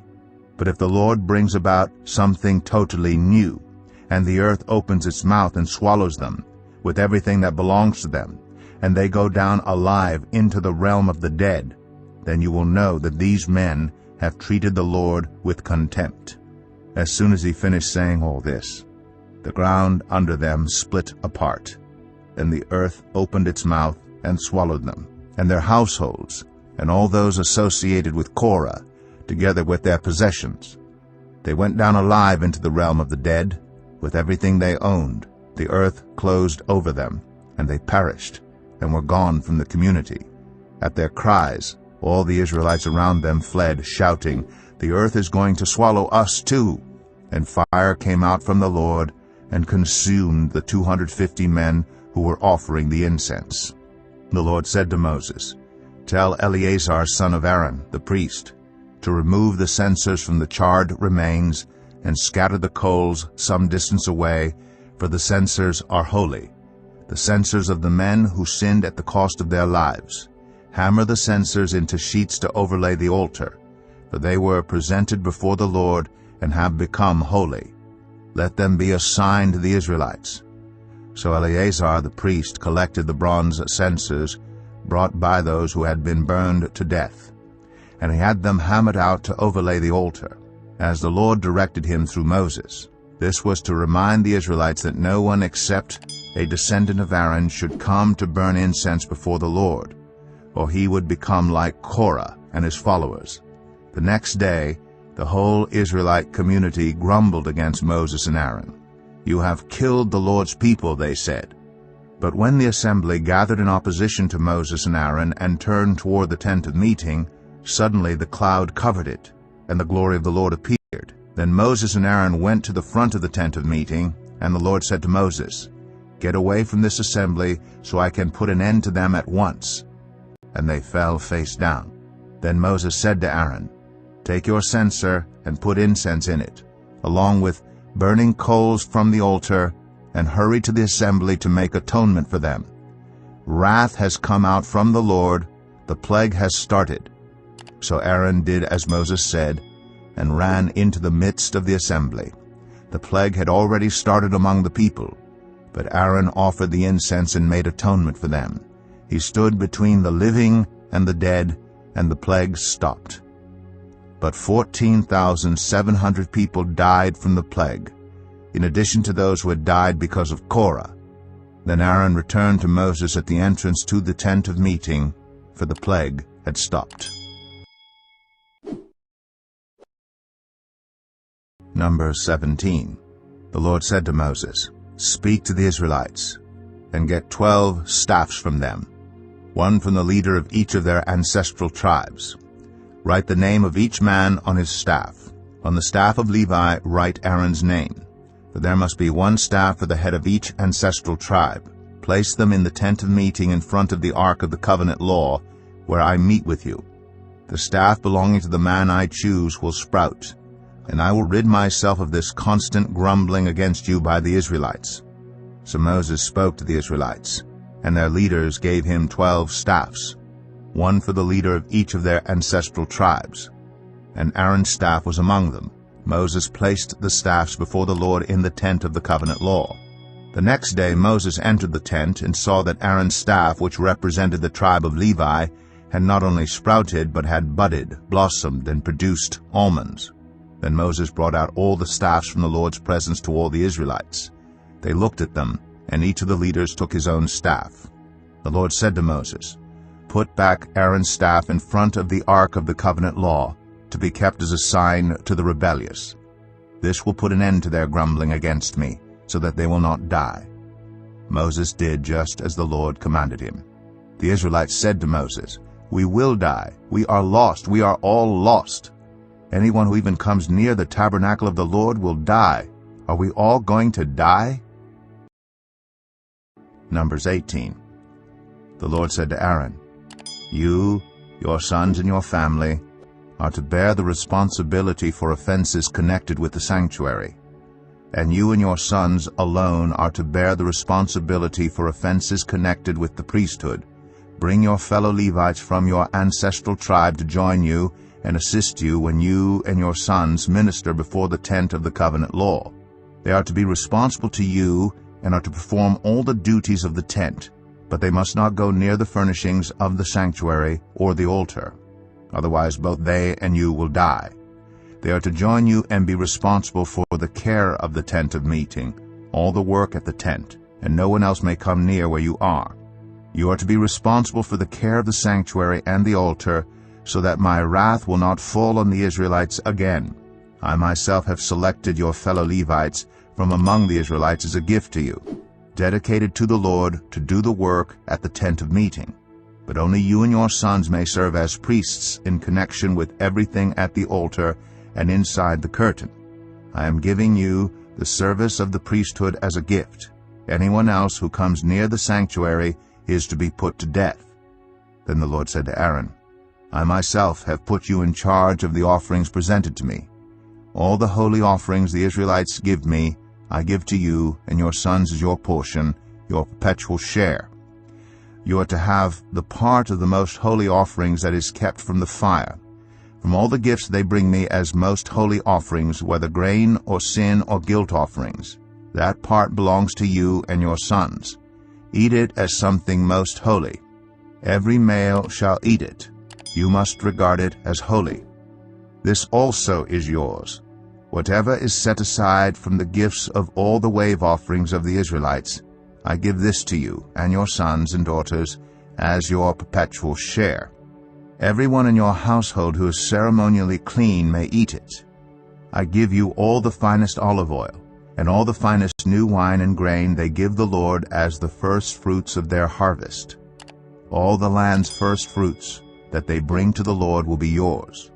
Everyone in your household who is ceremonially clean may eat it. Everything in Israel that is devoted to the Lord is yours. The first offspring of every womb, both human and animal, that is offered to the Lord is yours. But you must redeem every firstborn son and every firstborn male of unclean animals. When they are a month old, you must redeem them at the redemption price set at 5 shekels of silver, according to the sanctuary shekel, which weighs 20 gerahs. But you must not redeem the firstborn of a cow, a sheep, or a goat. They are holy. Splash their blood against the altar, and burn their fat as a food offering, an aroma pleasing to the Lord. Their meat is to be yours, just as the breast of the wave offering and the right thigh are yours. Whatever is set aside from the holy offerings the Israelites present to the Lord, I give to you and your sons and daughters as your perpetual share. It is an everlasting covenant of salt before the Lord for both you and your offspring. The Lord said to Aaron, You will have no inheritance in their land, nor will you have any share among them. I am your share and your inheritance among the Israelites. I give to the Levites all the tithes in Israel as their inheritance in return for the work they do while serving at the tent of meeting. From now on the Israelites must not go near the tent of meeting, or they will bear the consequences of their sin and will die. It is the Levites who are to do the work at the tent of meeting and bear the responsibility for any offenses they commit against it. This is a lasting ordinance for the generations to come. They will receive no inheritance among the Israelites. Instead, I give to the Levites as their inheritance the tithes that the Israelites present as an offering to the Lord. That is why I said concerning them, They will have no inheritance among the Israelites. The Lord said to Moses, Speak to the Levites and say to them, When you receive from the Israelites the tithe I give you as your inheritance, you must present 1/10 of that tithe as the Lord's offering. Your offering will be reckoned to you as grain from the threshing floor or juice from the winepress.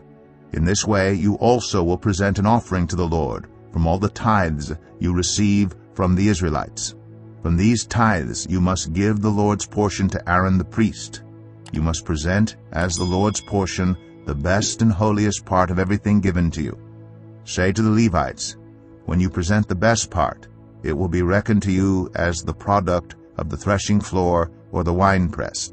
You and your households may eat the rest of it anywhere, for it is your wages for your work at the tent of meeting. By presenting the best part of it, you will not be guilty in this matter. Then you will not defile the holy offerings of the Israelites, and you will not die.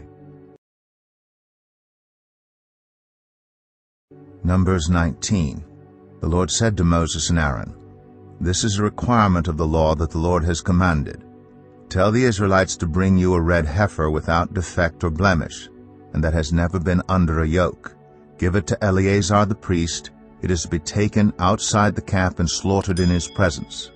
Then Eleazar the priest is to take some of its blood on his finger and sprinkle it 7 times toward the front of the tent of meeting. While he watches, the heifer is to be burned, its hide, flesh, blood, and intestines. The priest is to take some cedar wood, hyssop, and scarlet wool, and throw them onto the burning heifer. After that the priest must wash his clothes and bathe himself with water. He may then come into the camp, but he will be ceremonially unclean till evening. The man who burns it must also wash his clothes and bathe with water, and he too will be unclean till evening. A man who is clean shall gather up the ashes of the heifer and put them in a ceremonially clean place outside the camp. They are to be kept by the Israelite community for use in the water of cleansing. It is for purification from sin. The man who gathers up the ashes of the heifer must also wash his clothes, and he too will be unclean till evening. This will be a lasting ordinance both for the Israelites and for the foreigners residing among them. Whoever touches a human corpse will be unclean for 7 days. They must purify themselves with the water on the 3rd day, and on the 7th day, then they will be clean. But if they do not purify themselves on the 3rd and 7th days, they will not be clean. If they fail to purify themselves after touching a human corpse, they defile the Lord's tabernacle. They must be cut off from Israel. Because the water of cleansing has not been sprinkled on them, they are unclean. Their uncleanness remains on them. This is the law that applies when a person dies in a tent. Anyone who enters the tent and anyone who is in it will be unclean for 7 days. And every open container without a lid fastened on it will be unclean. Anyone out in the open who touches someone who has been killed with a sword, or someone who has died a natural death, or anyone who touches a human bone or a grave, will be unclean for 7 days. For the unclean person, put some ashes from the burned purification offering into a jar, and pour fresh water over them. Then a man who is ceremonially clean is to take some hyssop, dip it in the water, and sprinkle the tent and all the furnishings and the people who were there. He must also sprinkle anyone who has touched a human bone or a grave, or anyone who has been killed, or anyone who has died a natural death. The man who is clean is to sprinkle those who are unclean on the 3rd and 7th days, and on the 7th day he is to purify them. Those who are being cleansed must wash their clothes and bathe with water, and that evening they will be clean. But if those who are unclean do not purify themselves, they must be cut off from the community, because they have defiled the sanctuary of the Lord. The water of cleansing has not been sprinkled on them, and they are unclean. This is a lasting ordinance for them. The man who sprinkles the water of cleansing must also wash his clothes, and anyone who touches the water of cleansing will be unclean till evening. Anything that an unclean person touches becomes unclean, and anyone who touches it becomes unclean till evening. Numbers 20. In the 1st month, the whole Israelite community arrived at the desert of Zin, and they stayed at Kadesh. There Miriam died and was buried. Now there was no water for the community, and the people gathered in opposition to Moses and Aaron. They quarreled with Moses and said, "If only we had died when our brothers fell dead before the Lord. Why did you bring the Lord's community into this wilderness, that we and our livestock should die here? Why did you bring us up out of Egypt to this terrible place? It has no grain or figs, grapevines or pomegranates, and there's no water to drink." Moses and Aaron went from the assembly to the entrance to the tent of meeting and fell face down, and the glory of the Lord appeared to them. The Lord said to Moses, "Take the staff, and you and your brother Aaron gather the assembly together. Speak to that rock before their eyes, and it will pour out its water. You will bring water out of the rock for the community, so they and their livestock can drink." So Moses took the staff from the Lord's presence, just as he commanded him. He and Aaron gathered the assembly together in front of the rock, and Moses said to them, "Listen, you rebels, must we bring you water out of this rock?" Then Moses raised his arm and struck the rock twice with his staff. Water gushed out, and the community and their livestock drank. But the Lord said to Moses and Aaron, "Because you did not trust in me enough to honor me as holy in the sight of the Israelites, you will not bring this community into the land I give them." These were the waters of Meribah, where the Israelites quarreled with the Lord, and where he was proved holy among them. Moses sent messengers from Kadesh to the king of Edom, saying, "This is what your brother Israel says. You know about all the hardships that have come on us. Our ancestors went down into Egypt, and we lived there many years.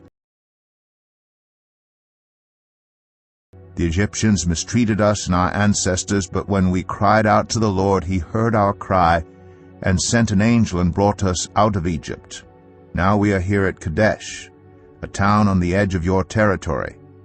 Please let us pass through your country. We will not go through any field or vineyard or drink water from any well. We will travel along the king's highway and not turn to the right or to the left until we have passed through your territory." But Edom answered, "You may not pass through here. If you try, we will march out and attack you with the sword." The Israelites replied, "We will go along the main road, and if we or our livestock drink any of your water, we will pay for it. We only want to pass through on foot, nothing else." Again they answered, "You may not pass through." Then Edom came out against them with a large and powerful army. Since Edom refused to let them go through their territory, Israel turned away from them. The whole Israelite community set out from Kadesh and came to Mount Hor. At Mount Hor, near the border of Edom, the Lord said to Moses and Aaron, "Aaron will be gathered to his people. He will not enter the land I give the Israelites, because both of you rebelled against my command at the waters of Meribah. Get Aaron and his son Eleazar and take them up Mount Hor. Remove Aaron's garments and put them on his son Eleazar, for Aaron will be gathered to his people. He will die there." Moses did as the Lord commanded. They went up Mount Hor in the sight of the whole community. Moses removed Aaron's garments and put them on his son Eleazar, and Aaron died there on top of the mountain. Then Moses and Eleazar came down from the mountain. And when the whole community learned that Aaron had died, all the Israelites mourned for him 30 days. Numbers 21. When the Canaanite king of Arad, who lived in the Negev, heard that Israel was coming along the road to Atharim, he attacked the Israelites and captured some of them. Then Israel made this vow to the Lord, "If you will deliver these people into our hands, we will totally destroy their cities." The Lord listened to Israel's plea and gave the Canaanites over to them. They completely destroyed them and their towns, so the place was named Hormah. They traveled from Mount Hor along the route to the Red Sea to go around Edom. But the people grew impatient on the way. They spoke against God and against Moses and said, "Why have you brought us up out of Egypt to die in the wilderness? There is no bread, there is no water, and we detest this miserable food." Then the Lord sent venomous snakes among them. They bit the people, and many Israelites died. The people came to Moses and said, "We sinned when we spoke against the Lord and against you. Pray that the Lord will take the snakes away from us." So Moses prayed for the people. The Lord said to Moses, "Make a snake and put it up on a pole. Anyone who is bitten can look at it and live." So Moses made a bronze snake and put it up on a pole. Then when anyone was bitten by a snake and looked at the bronze snake, they lived. The Israelites moved on and camped at Oboth. Then they set out from Oboth and camped in Abarim, in the wilderness that faces Moab toward the sunrise. From there they moved on and camped in the Zered valley. They set out from there and camped alongside the Arnon, which is in the wilderness extending into Amorite territory. The Arnon is the border of Moab, between Moab and the Amorites. That is why the book of the Wars of the Lord says, "Zahab in Suphah and the ravines, the Arnon and the slopes of the ravines that lead to the settlement of Ar and lie along the border of Moab." From there they continued on to Beer, the well where the Lord said to Moses, "Gather the people together, and I will give them water." Then Israel sang this song, "Spring up, O well, sing about it, about the well that the princes dug, that the nobles of the people sank, the nobles with scepters and staffs." Then they went from the wilderness to Mattanah, from Mattanah to Nahaliel, from Nahaliel to Bamoth, and from Bamoth to the valley in Moab, where the top of Pisgah overlooks the wasteland. Israel sent messengers to say to Sihon, king of the Amorites, "Let us pass through your country. We will not turn aside into any field or vineyard, or drink water from any well. We will travel along the king's highway until we have passed through your territory." But Sihon would not let Israel pass through his territory. He mustered his entire army and marched out into the wilderness against Israel. When he reached Jahaz, he fought with Israel. Israel, however, put him to the sword and took over his land from the Arnon to the Jabbok, but only as far as the Ammonites, because their border was fortified. Israel captured all the cities of the Amorites and occupied them, including Heshbon and all its surrounding settlements. Heshbon was the city of Sihon, king of the Amorites, who had fought against the former king of Moab, and had taken from him all his land as far as the Arnon. That is why the poets say, "Come to Heshbon and let it be rebuilt. Let Sihon's city be restored." Fire went out from Heshbon, a blaze from the city of Sihon. It consumed Ar of Moab, the citizens of Arnon's heights. Woe to you, Moab! You are destroyed, people of Chemosh. He has given up his sons as fugitives and his daughters as captives to Sihon, king of the Amorites. But we have overthrown them. Heshbon's dominion has been destroyed all the way to Dibon. We have demolished them as far as Nophah, which extends to Medeba. So Israel settled in the land of the Amorites.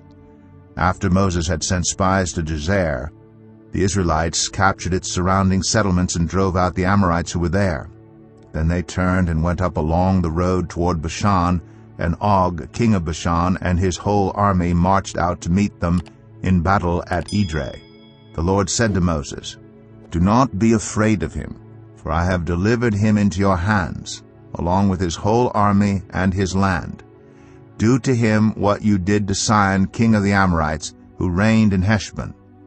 So they struck him down together with his sons and his whole army, leaving them no survivors, and they took possession of his land. Numbers 22. Then the Israelites traveled to the plains of Moab and camped along the Jordan across from Jericho. Now Balak, son of Zippor, saw all that Israel had done to the Amorites. And Moab was terrified because there were so many people. Indeed, Moab was filled with dread because of the Israelites. The Moabites said to the elders of Midian, "This horde is going to lick up everything around us, as an ox licks up the grass of the field." So Balak, son of Zippor, who was king of Moab at that time, sent messengers to summon Balaam, son of Beor, who was at Pethor, near the Euphrates River, in his native land.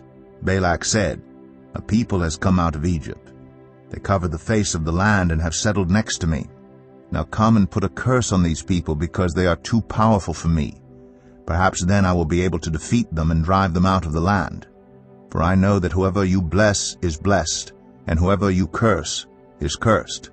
The elders of Moab and Midian left, taking with them the fee for divination. When they came to Balaam, they told him what Balak had said. "Spend the night here," Balaam said to them, "and I will report back to you with the answer the Lord gives me." So the Moabite officials stayed with him. God came to Balaam and asked, "Who are these men with you?" Balaam said to God, "Balak, son of Zippor, king of Moab, sent me this message. A people that has come out of Egypt covers the face of the land. Now come and put a curse on them for me. Perhaps then I will be able to fight them and drive them away." But God said to Balaam, "Do not go with them. You must not put a curse on those people, because they are blessed." The next morning Balaam got up and said to Balak's officials, "Go back to your own country, for the Lord has refused to let me go with you." So the Moabite officials returned to Balak and said, "Balaam refused to come with us." Then Balak sent other officials, more numerous and more distinguished than the first. They came to Balaam and said, "This is what Balak, son of Zippor, says. Do not let anything keep you from coming to me, because I will reward you handsomely and do whatever you say. Come and put a curse on these people for me." But Balaam answered them, "Even if Balak gave me all the silver and gold in his palace, I could not do anything great or small to go beyond the command of the Lord my God. Now spend the night here so that I can find out what else the Lord will tell me." That night God came to Balaam and said, "Since these men have come to summon you, go with them, but do only what I tell you." Balaam got up in the morning, saddled his donkey, and went with the Moabite officials. But God was very angry when he went, and the angel of the Lord stood in the road to oppose him. Balaam was riding on his donkey, and his 2 servants were with him. When the donkey saw the angel of the Lord standing in the road with a drawn sword in his hand, it turned off the road into a field. Balaam beat it to get it back on the road. Then the angel of the Lord stood in a narrow path through the vineyards, with walls on both sides. When the donkey saw the angel of the Lord, it pressed close to the wall, crushing Balaam's foot against it. So he beat the donkey again. Then the angel of the Lord moved on ahead and stood in a narrow place where there was no room to turn, either to the right or to the left. When the donkey saw the angel of the Lord, it lay down under Balaam, and he was angry and beat it with his staff. Then the Lord opened the donkey's mouth, and it said to Balaam, "What have I done to you to make you beat me these 3 times?" Balaam answered the donkey, "You have made a fool of me. If only I had a sword in my hand, I would kill you right now." The donkey said to Balaam, "Am I not your own donkey, which you have always ridden to this day? Have I been in the habit of doing this to you?" "No," he said. Then the Lord opened Balaam's eyes, and he saw the angel of the Lord standing in the road with his sword drawn.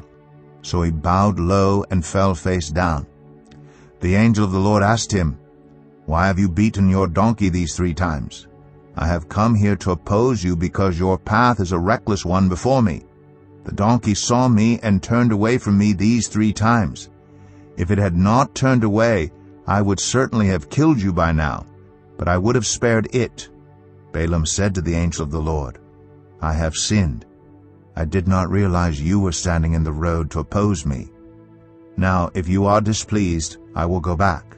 The angel of the Lord said to Balaam, "Go with the men, but speak only what I tell you." So Balaam went with Balak's officials. When Balak heard that Balaam was coming, he went out to meet him at the Moabite town on the Arnon border at the edge of his territory. Balak said to Balaam, "Did I not send you an urgent summons? Why didn't you come to me? Am I really not able to reward you?" "Well, I have come to you now," Balaam replied. "But I can't say whatever I please. I must speak only what God puts in my mouth." And then Balaam went with Balak to Kiriath-Huzoth. Balak sacrificed cattle and sheep, and gave some to Balaam and the officials who were with him. The next morning Balak took Balaam up to Bamoth Baal, and from there he could see the outskirts of the Israelite camp.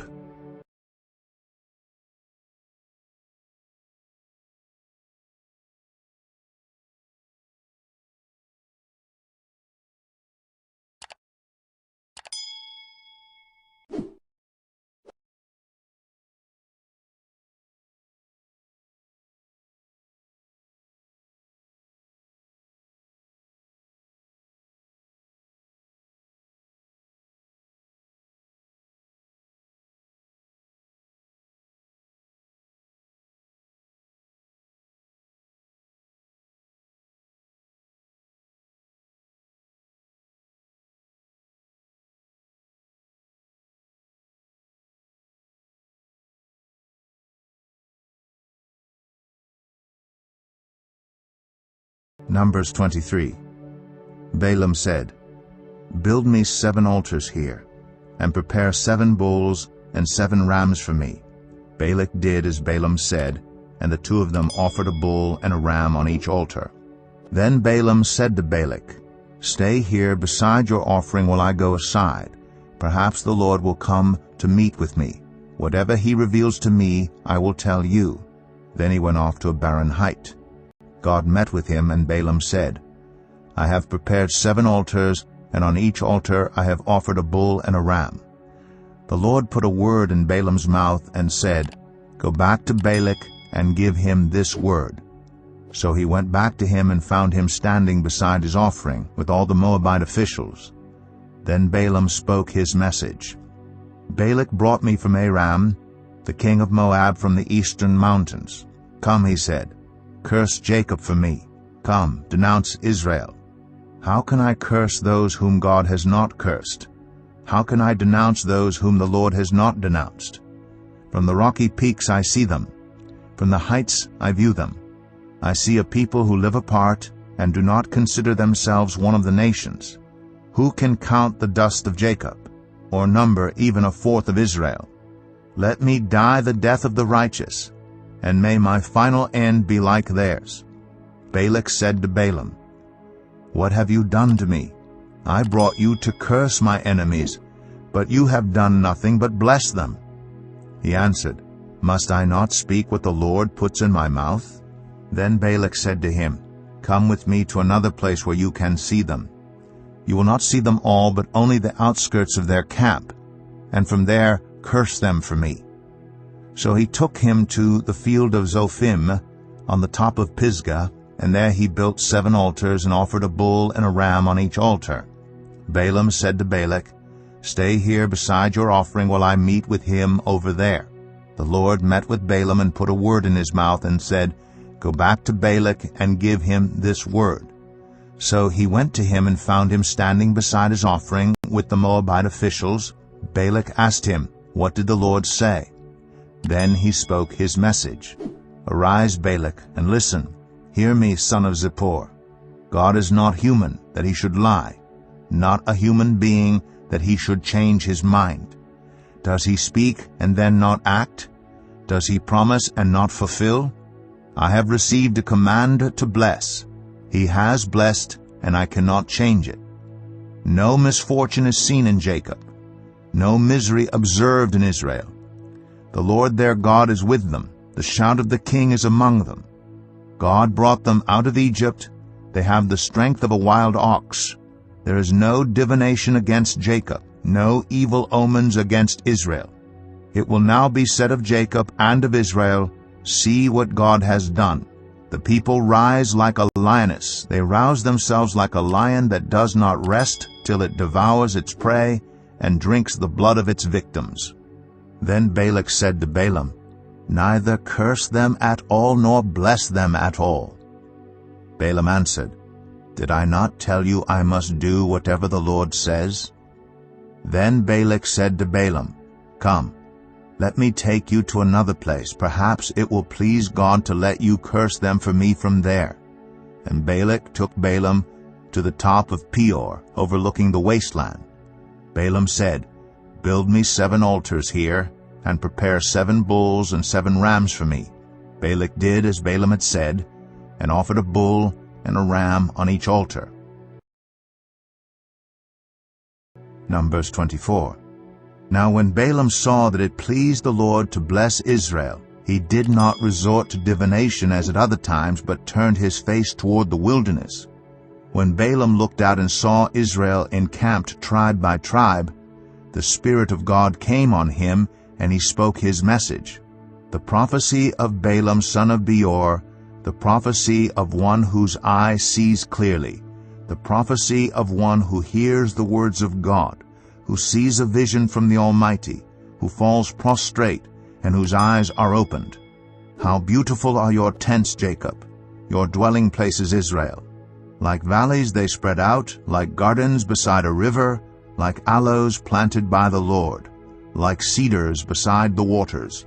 Water will flow from their buckets, their seed will have abundant water. Their king will be greater than Agag, their kingdom will be exalted. God brought them out of Egypt. They have the strength of a wild ox. They devour hostile nations and break their bones in pieces. With their arrows they pierce them. Like a lion they crouch and lie down, like a lioness who dares to rouse them. May those who bless you be blessed, and those who curse you be cursed. Then Balak's anger burned against Balaam. He struck his hands together and said to him, I summoned you to curse my enemies, but you have blessed them these 3 times. Now leave at once and go home. I said I would reward you handsomely, but the Lord has kept you from being rewarded.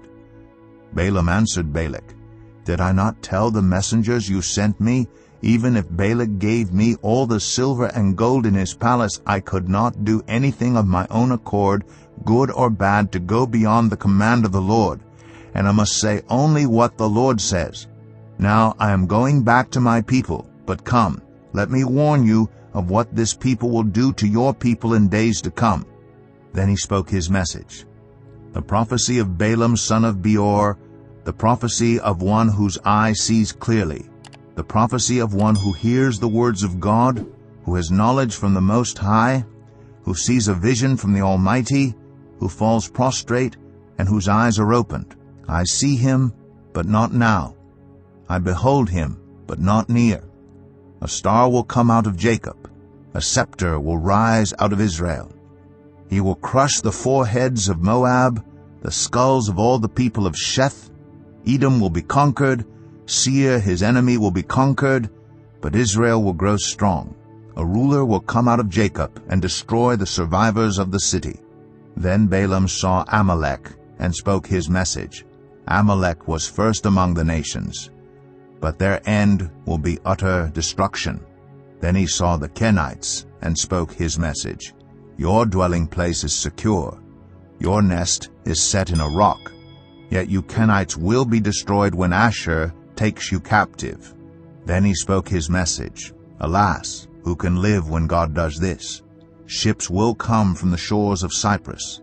They will subdue Asshur and Eber, but they too will come to ruin. Then Balaam got up and returned home, and Balak went his own way. Numbers 25.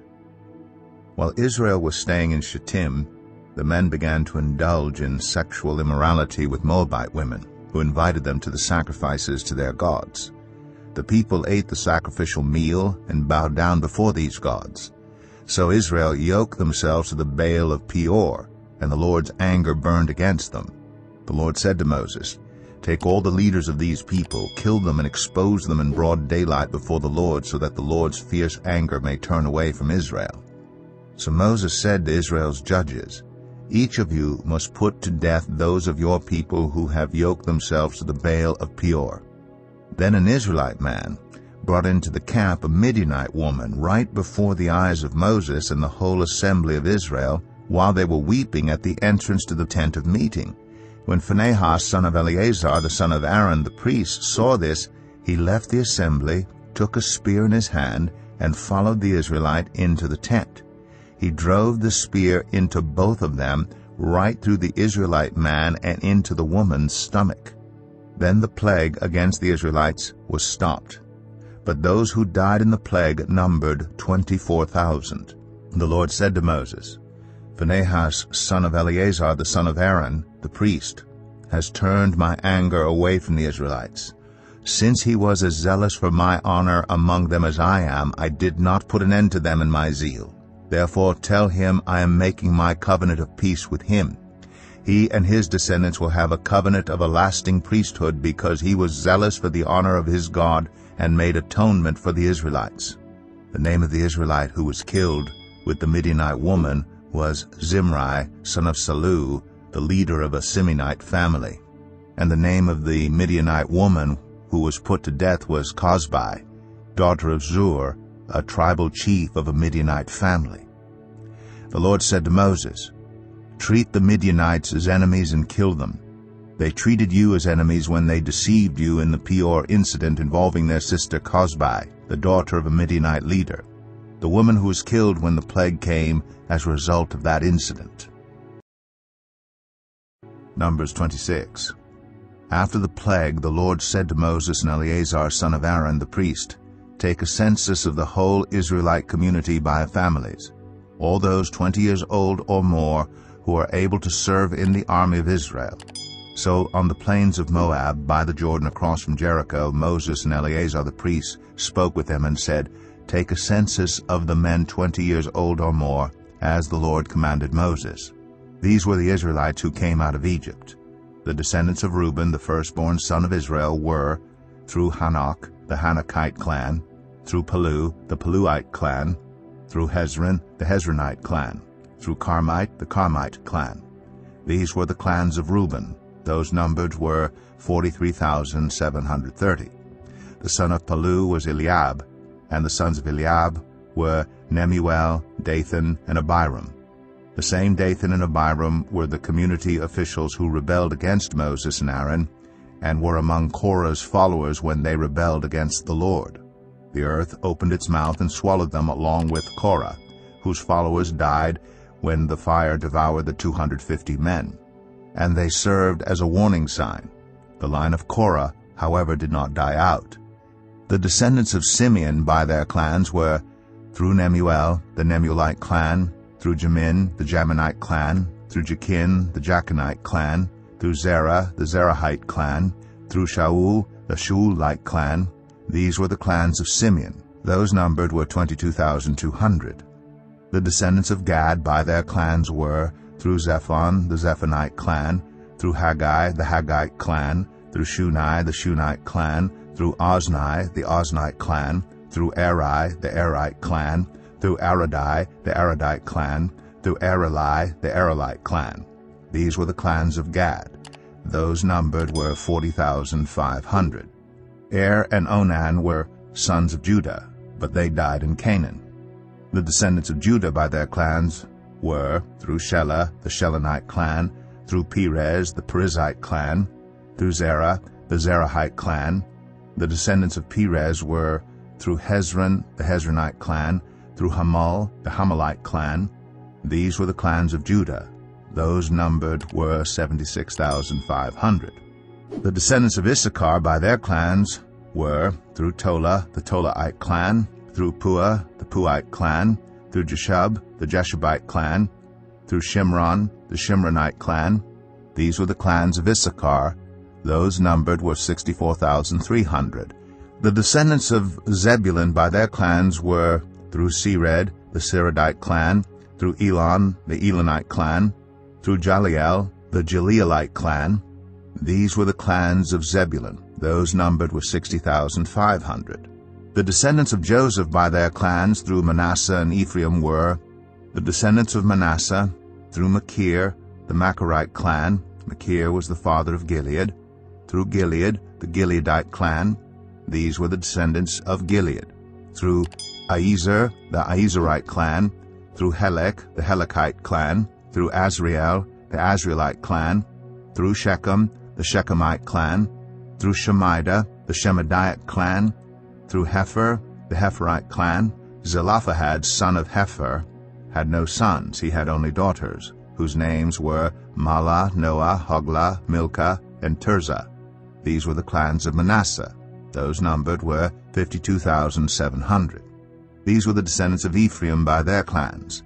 Through Shuthelah, the Shuthelahite clan. Through Becher, the Becherite clan. Through Tahan, the Tahanite clan.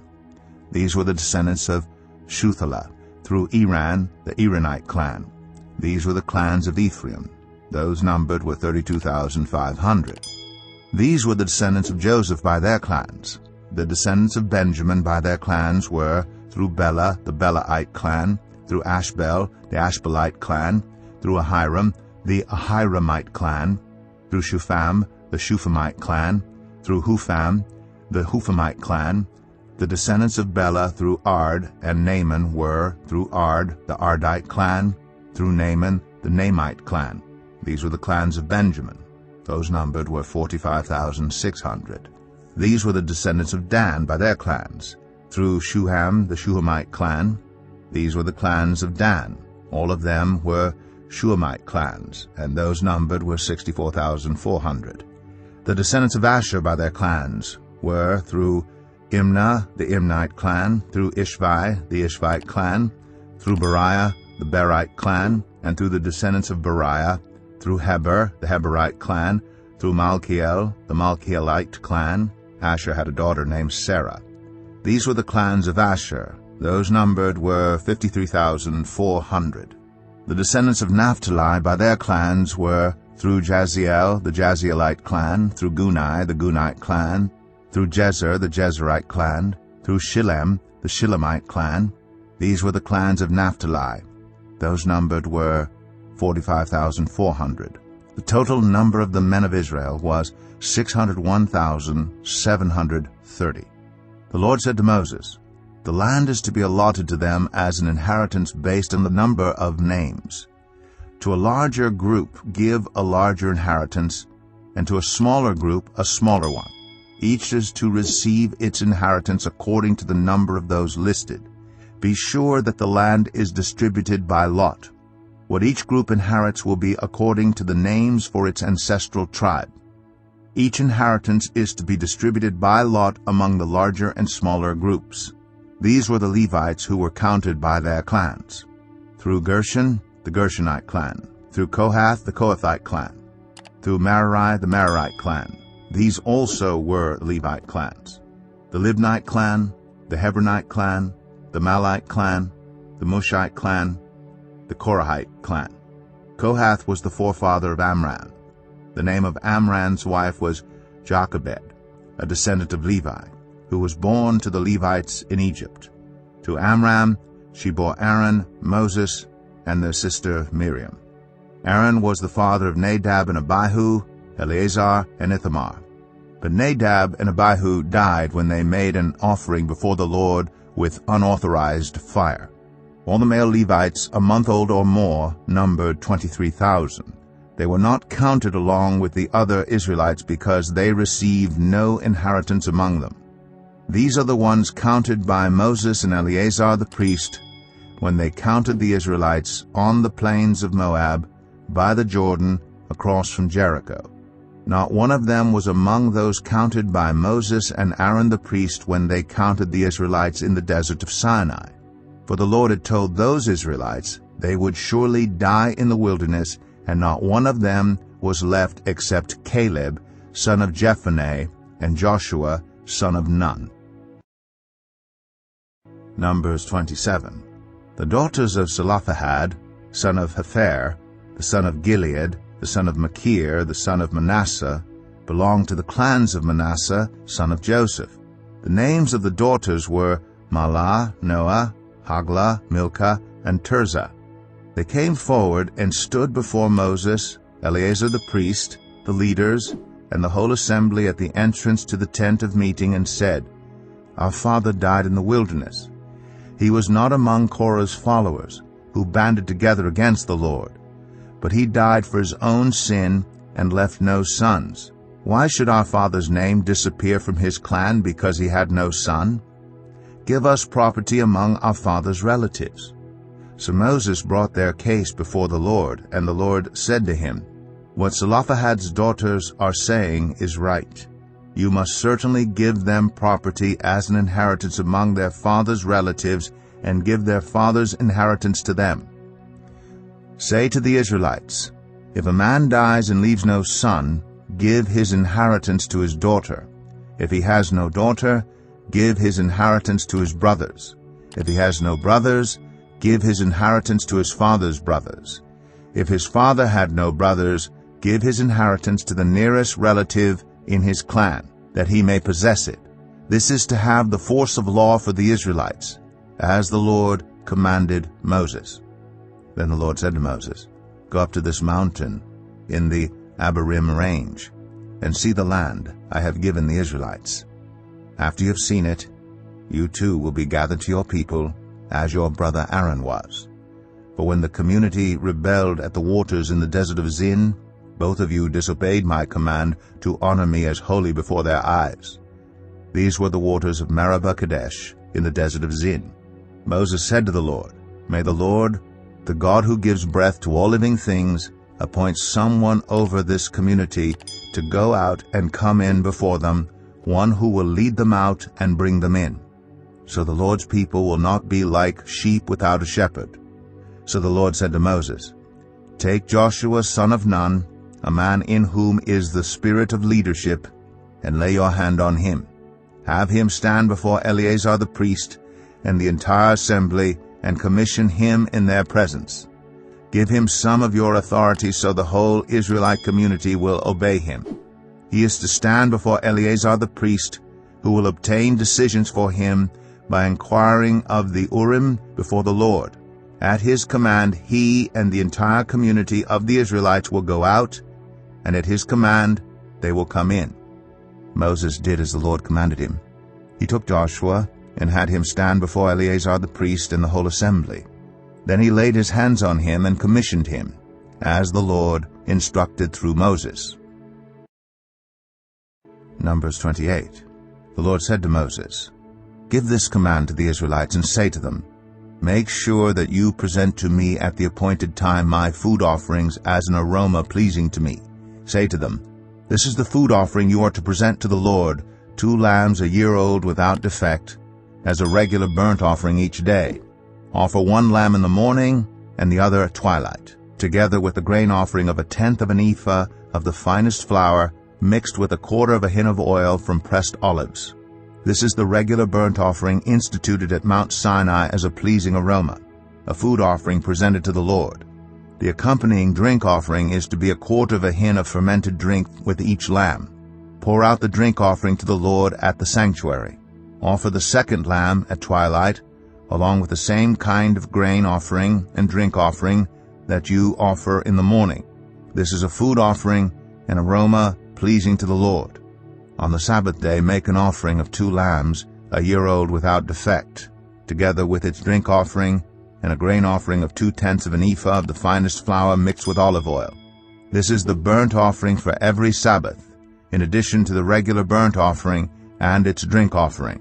On the first of every month, present to the Lord a burnt offering of 2 young bulls, 1 ram, and 7 male lambs a year old, all without defect.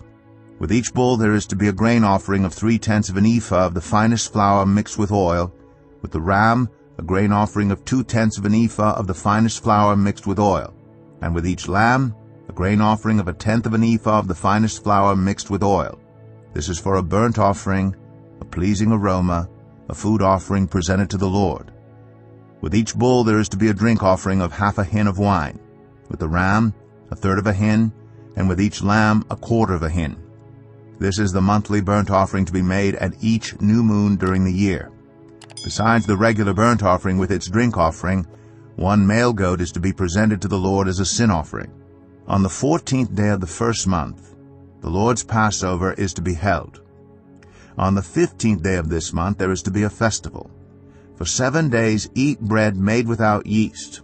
On the first day hold a sacred assembly and do no regular work.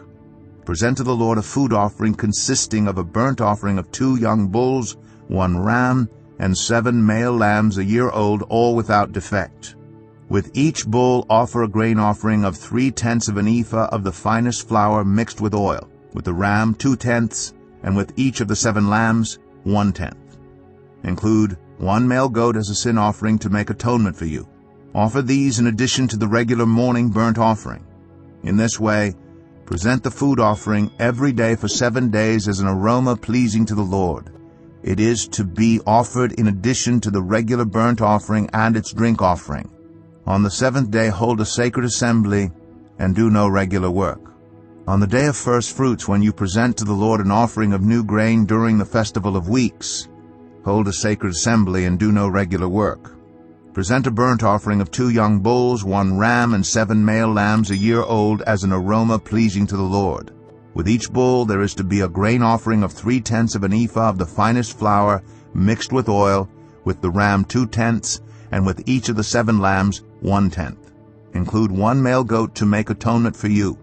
Offer these together with their drink offerings, in addition to the regular burnt offering and its grain offering.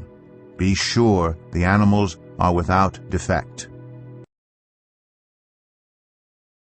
Numbers 29.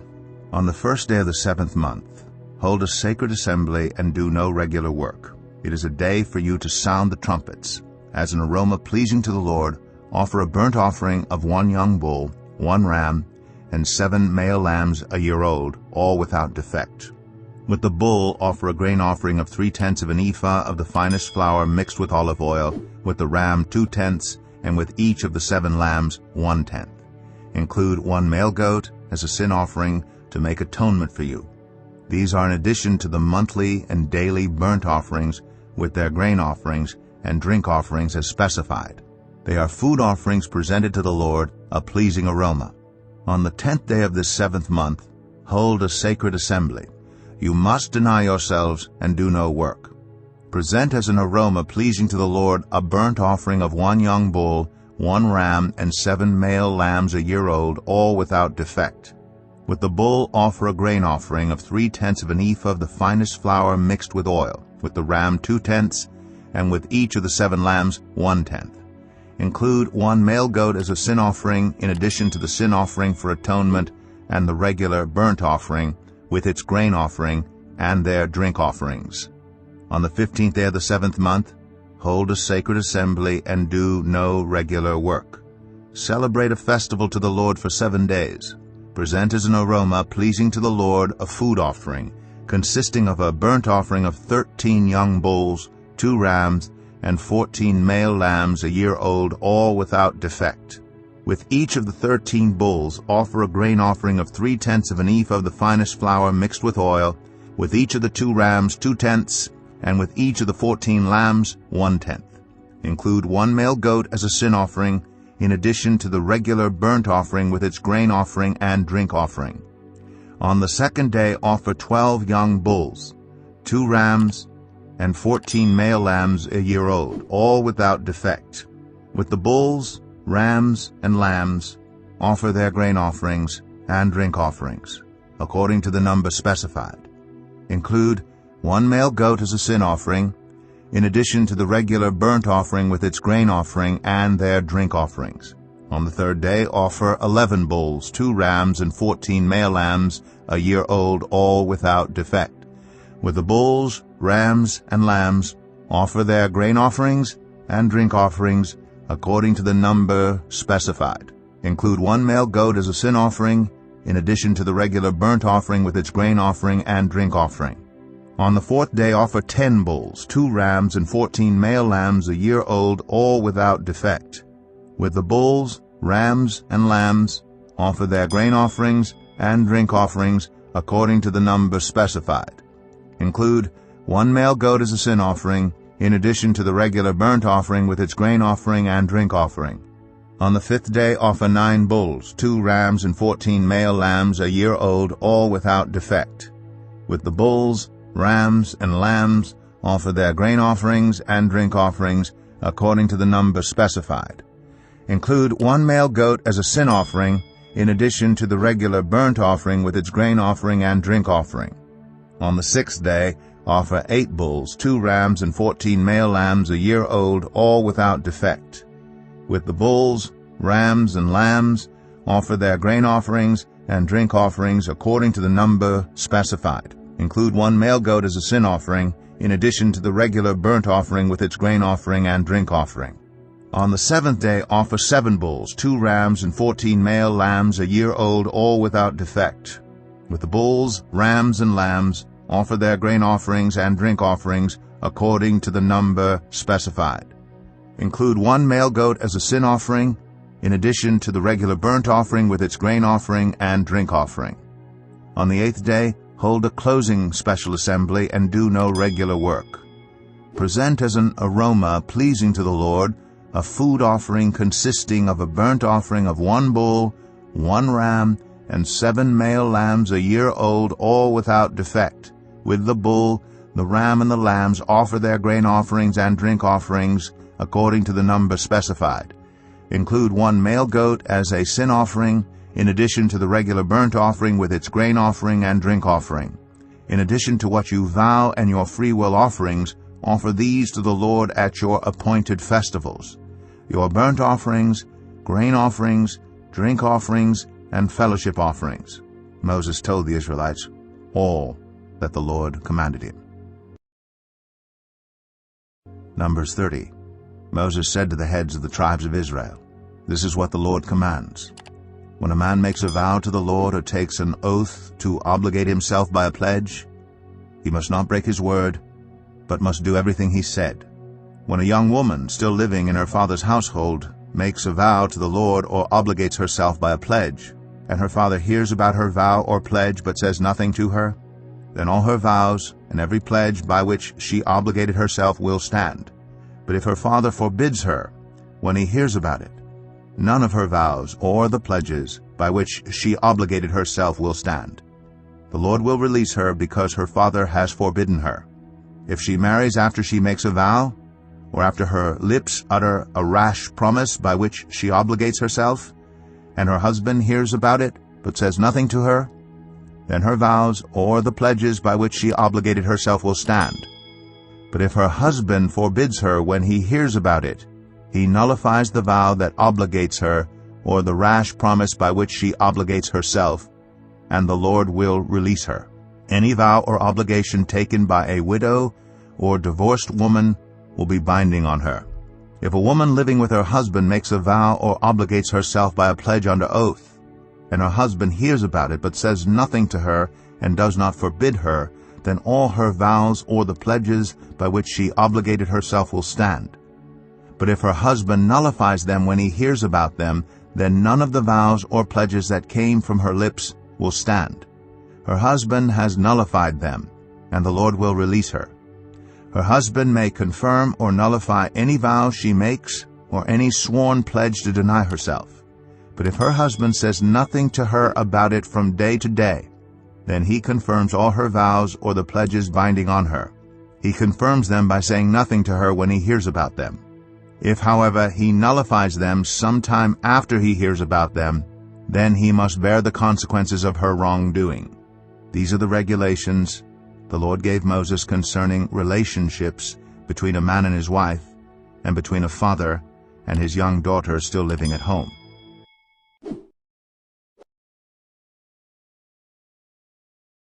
Numbers 31. The Lord said to Moses, "Take vengeance on the Midianites for the Israelites. After that, you will be gathered to your people."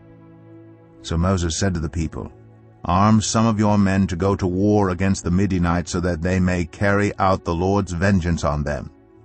Send into battle 1,000 men from each of the tribes of Israel." So 12,000 men armed for battle, 1,000 from each tribe, were supplied from the clans of Israel. Moses sent them into battle, 1,000 from each tribe, along with Phinehas son of Eleazar the priest, who took with him articles from the sanctuary and the trumpets for signaling. They fought against Midian, as the Lord commanded Moses, and killed every man. Among their victims were Evi, Rechem, Zur, Hur, and Reba, the 5 kings of Midian. They also killed Balaam, son of Beor, with the sword. The Israelites captured the Midianite women and children and took all the Midianite herds, flocks, and goods as plunder. They burned all the towns where the Midianites had settled, as well as all their camps. They took all the plunder and spoils, including the people and animals, and brought the captives, spoils, and plunder to Moses and Eleazar the priest, and the Israelite assembly, at their camp on the plains of Moab, by the Jordan, across from Jericho. Moses, Eleazar the priest, and all the leaders of the community went to meet them outside the camp. Moses was angry with the officers of the army, the commanders of thousands and commanders of hundreds, who returned from the battle. "Have you allowed all the women to live?" he asked them.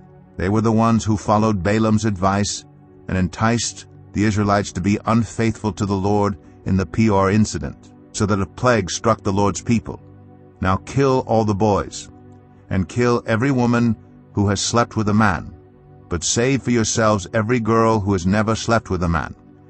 Anyone who has killed someone or touched someone who was killed must stay outside the camp 7 days. On the 3rd and 7th days you must purify yourselves and your captives. Purify every garment as well as everything made of leather, goat hair, or wood." Then Eleazar the priest said to the soldiers who had gone into battle, "This is what is required by the law that the Lord gave Moses. Gold, silver, bronze, iron, tin, lead, and anything else that can withstand fire must be put through the fire, and then it will be clean. But it must also be purified with the water of cleansing, and whatever cannot withstand fire must be put through that water. On the 7th day wash your clothes, and you will be clean. Then you may come into the camp." The Lord said to Moses, "You and Eleazar the priest and the family heads of the community are to count all the people and animals that were captured. Divide the spoils equally between the soldiers who took part in the battle and the rest of the community. From the soldiers who fought in the battle, set apart as tribute for the Lord 1 out of every 500, whether people, cattle, donkeys, or sheep. Take this tribute from their half share and give it to Eleazar the priest as the Lord's part. From the Israelites' half, select 1 out of every 50, whether people, cattle, donkeys, sheep, or other animals. Give them to the Levites, who are responsible for the care of the Lord's tabernacle." So Moses and Eleazar the priest did as the Lord commanded Moses. The plunder remaining from the spoils that the soldiers took was 675,000 sheep, 72,000 cattle, 61,000 donkeys, and 32,000 women who had never slept with a man. The half share of those who fought in the battle was 337,500 sheep, of which the tribute for the Lord was 675, 36,000 cattle, of which the tribute for the Lord was 72, 30,500 donkeys, of which the tribute for the Lord was 61, 16,000 people, of whom the tribute for the Lord was 32. Moses gave the tribute to Eleazar the priest as the Lord's part, as the Lord commanded Moses. The half belonging to the Israelites, which Moses set apart from that of the fighting men, the community's half, was 337,500 sheep, 36,000 cattle, 30,500 donkeys, and 16,000 people. From the Israelites' half, Moses selected one out of every 50 people and animals, as the Lord commanded him, and gave them to the Levites, who were responsible for the care of the Lord's tabernacle. Then the officers who were over the units of the army, the commanders of thousands and commanders of hundreds, went to Moses and said to him, "Your servants have counted the soldiers under our command, and not one is missing. So we have brought as an offering to the Lord the gold articles each of us acquired, armlets, bracelets, signet rings, earrings, and necklaces, to make atonement for ourselves before the Lord." Moses and Eleazar the priest accepted from them the gold, all the crafted articles, all the gold from the commanders of thousands and commanders of hundreds that Moses and Eleazar presented as a gift to the Lord, weighed 16,750 shekels. Each soldier had taken plunder for himself. Moses and Eleazar the priest accepted the gold from the commanders of thousands and commanders of hundreds, and brought it into the tent of meeting as a memorial for the Israelites before the Lord. Numbers 32. The Reubenites and Gadites, who had very large herds and flocks, saw that the lands of Jazer and Gilead were suitable for livestock. So they came to Moses and Eleazar the priest, and to the leaders of the community, and said, "Adaroth, Dibon, Jazer, Nimrah, Heshbon, Elealeh, Sebam, Nebo, and Boan, the land the Lord subdued before the people of Israel, are suitable for livestock, and your servants have livestock. If we have found favor in your eyes," they said, "let this land be given to your servants as our possession. Do not make us cross the Jordan." Moses said to the Gadites and Reubenites, "Should your fellow Israelites go to war while you sit here? Why do you discourage the Israelites from crossing over into the land the Lord has given them? This is what your fathers did when I sent them from Kadesh Barnea to look over the land. After they went up to the valley of Eshcol and viewed the land, they discouraged the Israelites from entering the land the Lord had given them. The Lord's anger was aroused that day, and he swore this oath: because they have not followed me wholeheartedly, not one of those who were 20 years old or more when they came up out of Egypt will see the land I promised on oath to Abraham, Isaac, and Jacob. Not one except Caleb, son of Jephunneh, the Kenizzite, and Joshua, son of Nun, for they followed the Lord wholeheartedly. The Lord's anger burned against Israel, and he made them wander in the wilderness 40 years until the whole generation of those who had done evil in his sight was gone. And here you are, a brood of sinners, standing in the place of your fathers and making the Lord even more angry with Israel. If you turn away from following him, he will again leave all this people in the wilderness, and you will be the cause of their destruction." Then they came up to him and said, "We would like to build pens here for our livestock and cities for our women and children. But we will arm ourselves for battle and go ahead of the Israelites until we have brought them to their place. Meanwhile our women and children will live in fortified cities for protection from the inhabitants of the land. We will not return to our homes until each of the Israelites has received their inheritance. We will not receive any inheritance with them on the other side of the Jordan, because our inheritance has come to us on the east side of the Jordan." Then Moses said to them, "If you will do this, if you will arm yourselves before the Lord for battle, and if all of you who are armed cross over the Jordan before the Lord until he has driven his enemies out before him, then when the land is subdued before the Lord, you may return and be free from your obligation to the Lord and to Israel, and this land will be your possession before the Lord. But if you fail to do this, you will be sinning against the Lord, and you may be sure that your sin will find you out. Build cities for your women and children, and pens for your flocks, but do what you have promised." The Gadites and Reubenites said to Moses, "We your servants will do as our Lord commands. Our children and wives, our flocks and herds will remain here in the cities of Gilead. But your servants, every man who is armed for battle, will cross over to fight before the Lord, just as our Lord says." Then Moses gave orders about them to Eleazar the priest and Joshua son of Nun, and to the family heads of the Israelite tribes. He said to them, "If the Gadites and Reubenites, every man armed for battle, cross over the Jordan with you before the Lord, then when the land is subdued before you, you must give them the land of Gilead as their possession. But if they do not cross over with you armed, they must accept their possession with you in Canaan." The Gadites and Reubenites answered, "Your servants will do what the Lord has said. We will cross over before the Lord into Canaan armed, but the property we inherit will be on this side of the Jordan." Then Moses gave to the Gadites, the Reubenites, and the half-tribe of Manasseh, son of Joseph, the kingdom of Sihon, king of the Amorites, and the kingdom of Og, king of Bashan, the whole land with its cities and the territory around them. The Gadites built up Dibon, Adaroth, Aroer, Atroth, Shophan, Jazer, Jogbehah, Beth Nimrah, and Beth Haran as fortified cities, and built pens for their flocks. And the Reubenites rebuilt Heshbon, Elealeh, and Kiriathaim, as well as Nebo and Baal-meon. These names were changed, and Sibmah. They gave names to the cities they rebuilt. The descendants of Machir, son of Manasseh, went to Gilead, captured it, and drove out the Amorites who were there. So Moses gave Gilead to the Machirites, the descendants of Manasseh, and they settled there. Jair, a descendant of Manasseh, captured their settlements and called them Havoth-Jair, and Nobah captured Kenath and its surrounding settlements and called it Nobah after himself.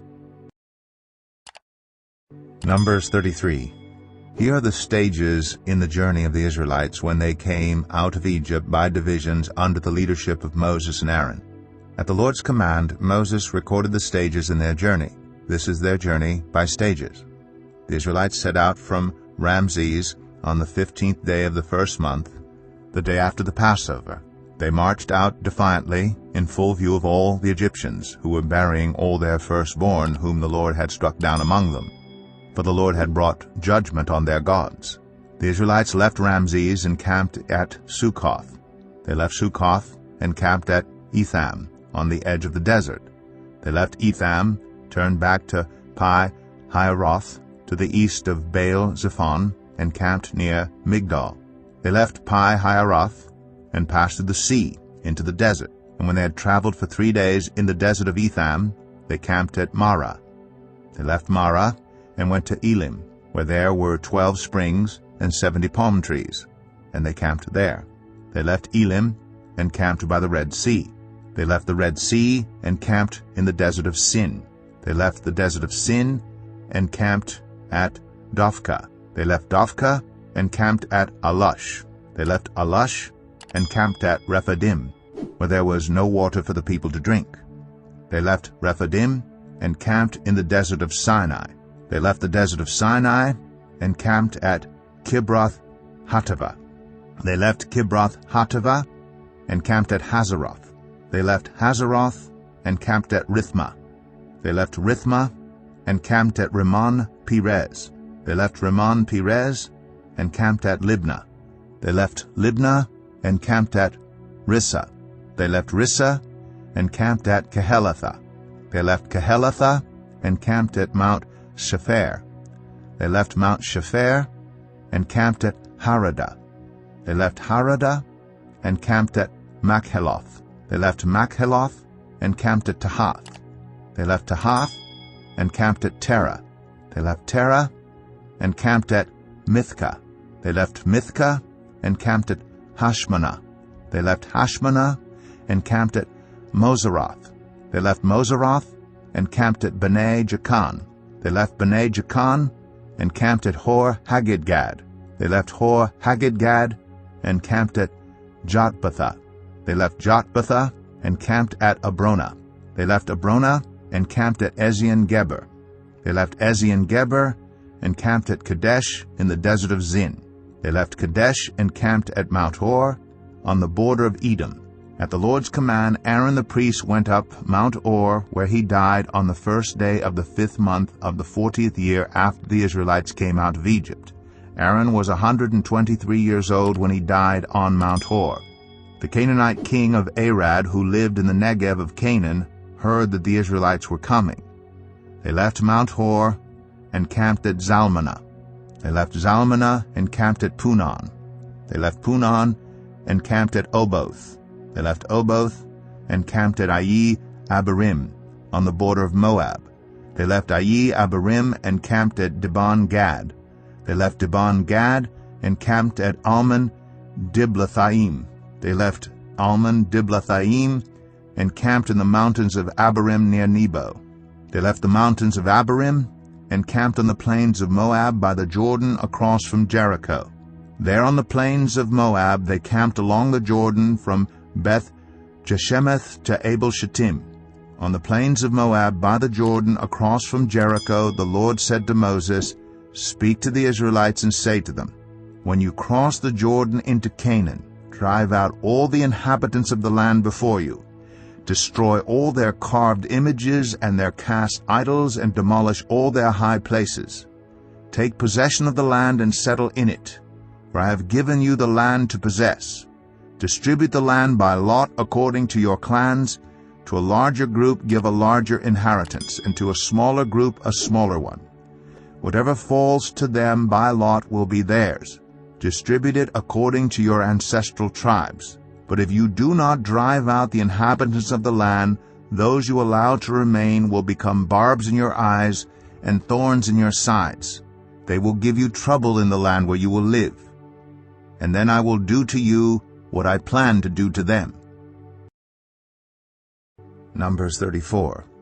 The Lord said to Moses, "Command the Israelites and say to them, when you enter Canaan, the land that will be allotted to you as an inheritance is to have these boundaries.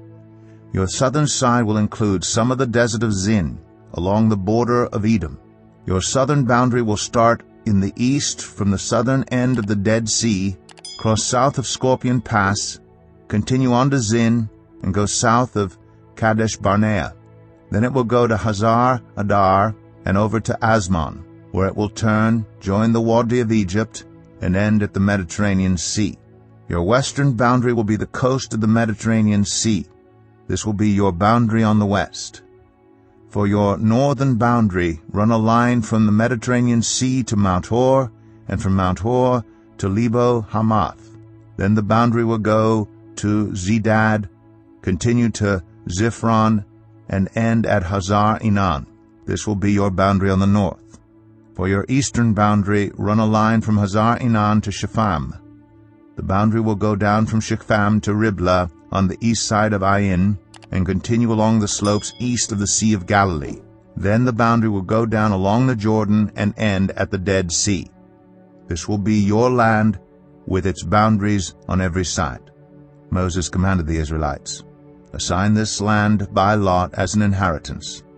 The Lord has ordered that it be given to the 9.5 tribes, because the families of the tribe of Reuben, the tribe of Gad, and the half-tribe of Manasseh have received their inheritance.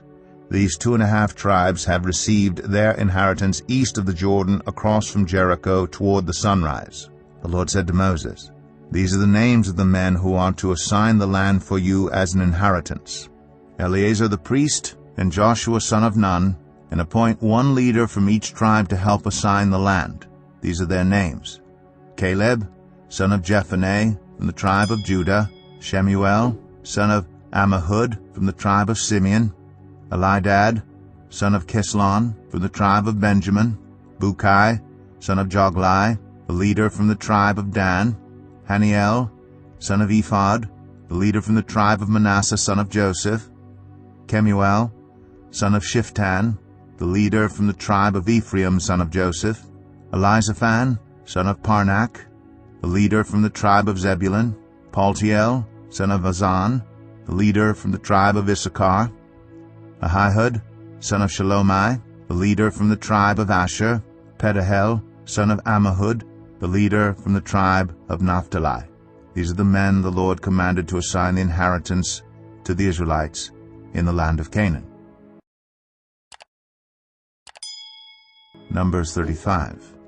On the plains of Moab by the Jordan across from Jericho, the Lord said to Moses, "Command the Israelites to give the Levites towns to live in, from the inheritance the Israelites will possess, and give them pasture lands around the towns. Then they will have towns to live in and pasture lands for the cattle they own and all their other animals. The pasture lands around the towns that you give the Levites will extend 1,000 cubits from the town wall. Outside the town measure 2,000 cubits on the east side, 2,000 on the south side, and 2,000 on the west, and 2,000 on the north, with the town in the center. They will have this area as pasture land for the towns. 6 of the towns you give the Levites will be cities of refuge, to which a person who has killed someone may flee. In addition, give them 42 other towns. In all you must give the Levites 48 towns together with their pasture lands. The towns you give the Levites from the land the Israelites possess are to be given in proportion to the inheritance of each tribe. Take many towns from a tribe that has many, but few from one that has few." Then the Lord said to Moses, "Speak to the Israelites and say to them, when you cross the Jordan to Canaan, select some towns to be your cities of refuge, to which a person who has killed someone accidentally may flee. They will be places of refuge from the avenger, so that anyone accused of murder may not die before they stand trial before the assembly. These 6 towns you give will be your cities of refuge. Give 3 on this side of the Jordan, and 3 in Canaan as cities of refuge. These 6 towns will be a place of refuge for Israelites and for foreigners residing among them, so that anyone who has killed another accidentally can flee there. If anyone strikes someone a fatal blow with an iron object, that person is a murderer. The murderer is to be put to death. Or if anyone is holding a stone and strikes someone a fatal blow with it, that person is a murderer. The murderer is to be put to death. Or if anyone is holding a wooden object and strikes someone a fatal blow with it, that person is a murderer. The murderer is to be put to death. The avenger of blood shall put the murderer to death. When the avenger comes upon the murderer, the avenger shall put the murderer to death.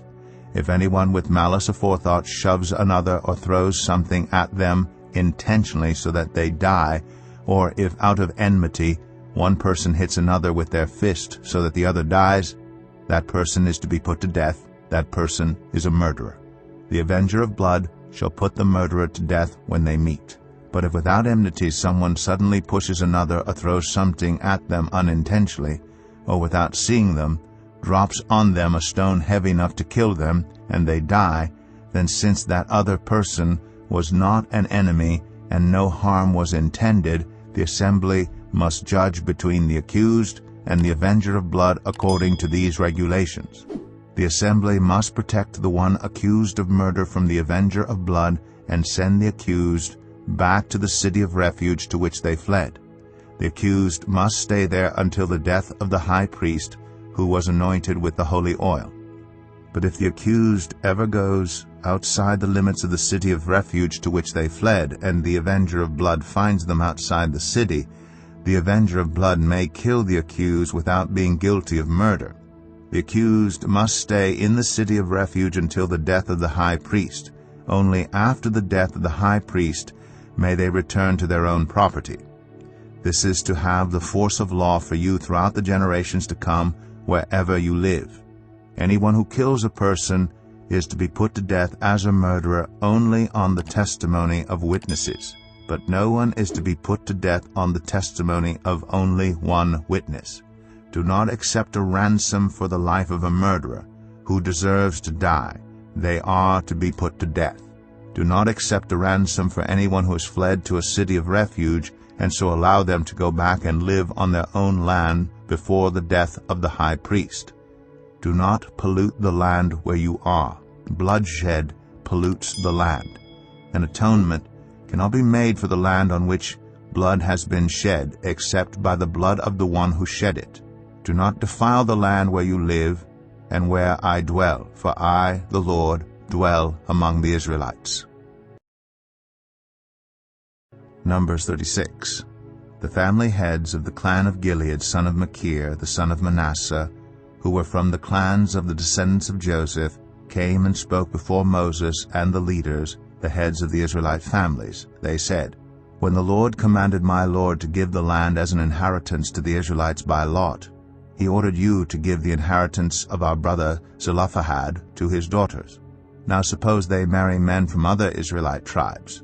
Then their inheritance will be taken from our ancestral inheritance and added to that of the tribe they marry into. And so part of the inheritance allotted to us will be taken away. When the year of Jubilee for the Israelites comes, their inheritance will be added to that of the tribe into which they marry, and their property will be taken from the tribal inheritance of our ancestors."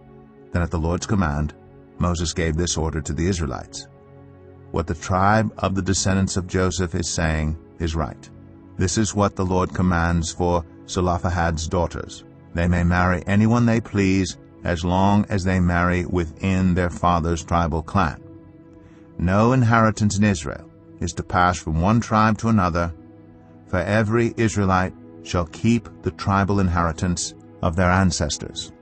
Every daughter who inherits land in any Israelite tribe must marry someone in her father's tribal clan, so that every Israelite will possess the inheritance of their ancestors. No inheritance may pass from one tribe to another, for each Israelite tribe is to keep the land it inherits." So Zelophehad's daughters did as the Lord commanded Moses. Zelophehad's daughters, Mahlah, Tirzah, Hoglah, Milcah, and Noah, married their cousins on their father's side. They married within the clans of the descendants of Manasseh son of Joseph, and their inheritance remained in their father's tribe and clan. These are the commands and regulations the Lord gave through Moses to the Israelites on the plains of Moab by the Jordan, across from Jericho.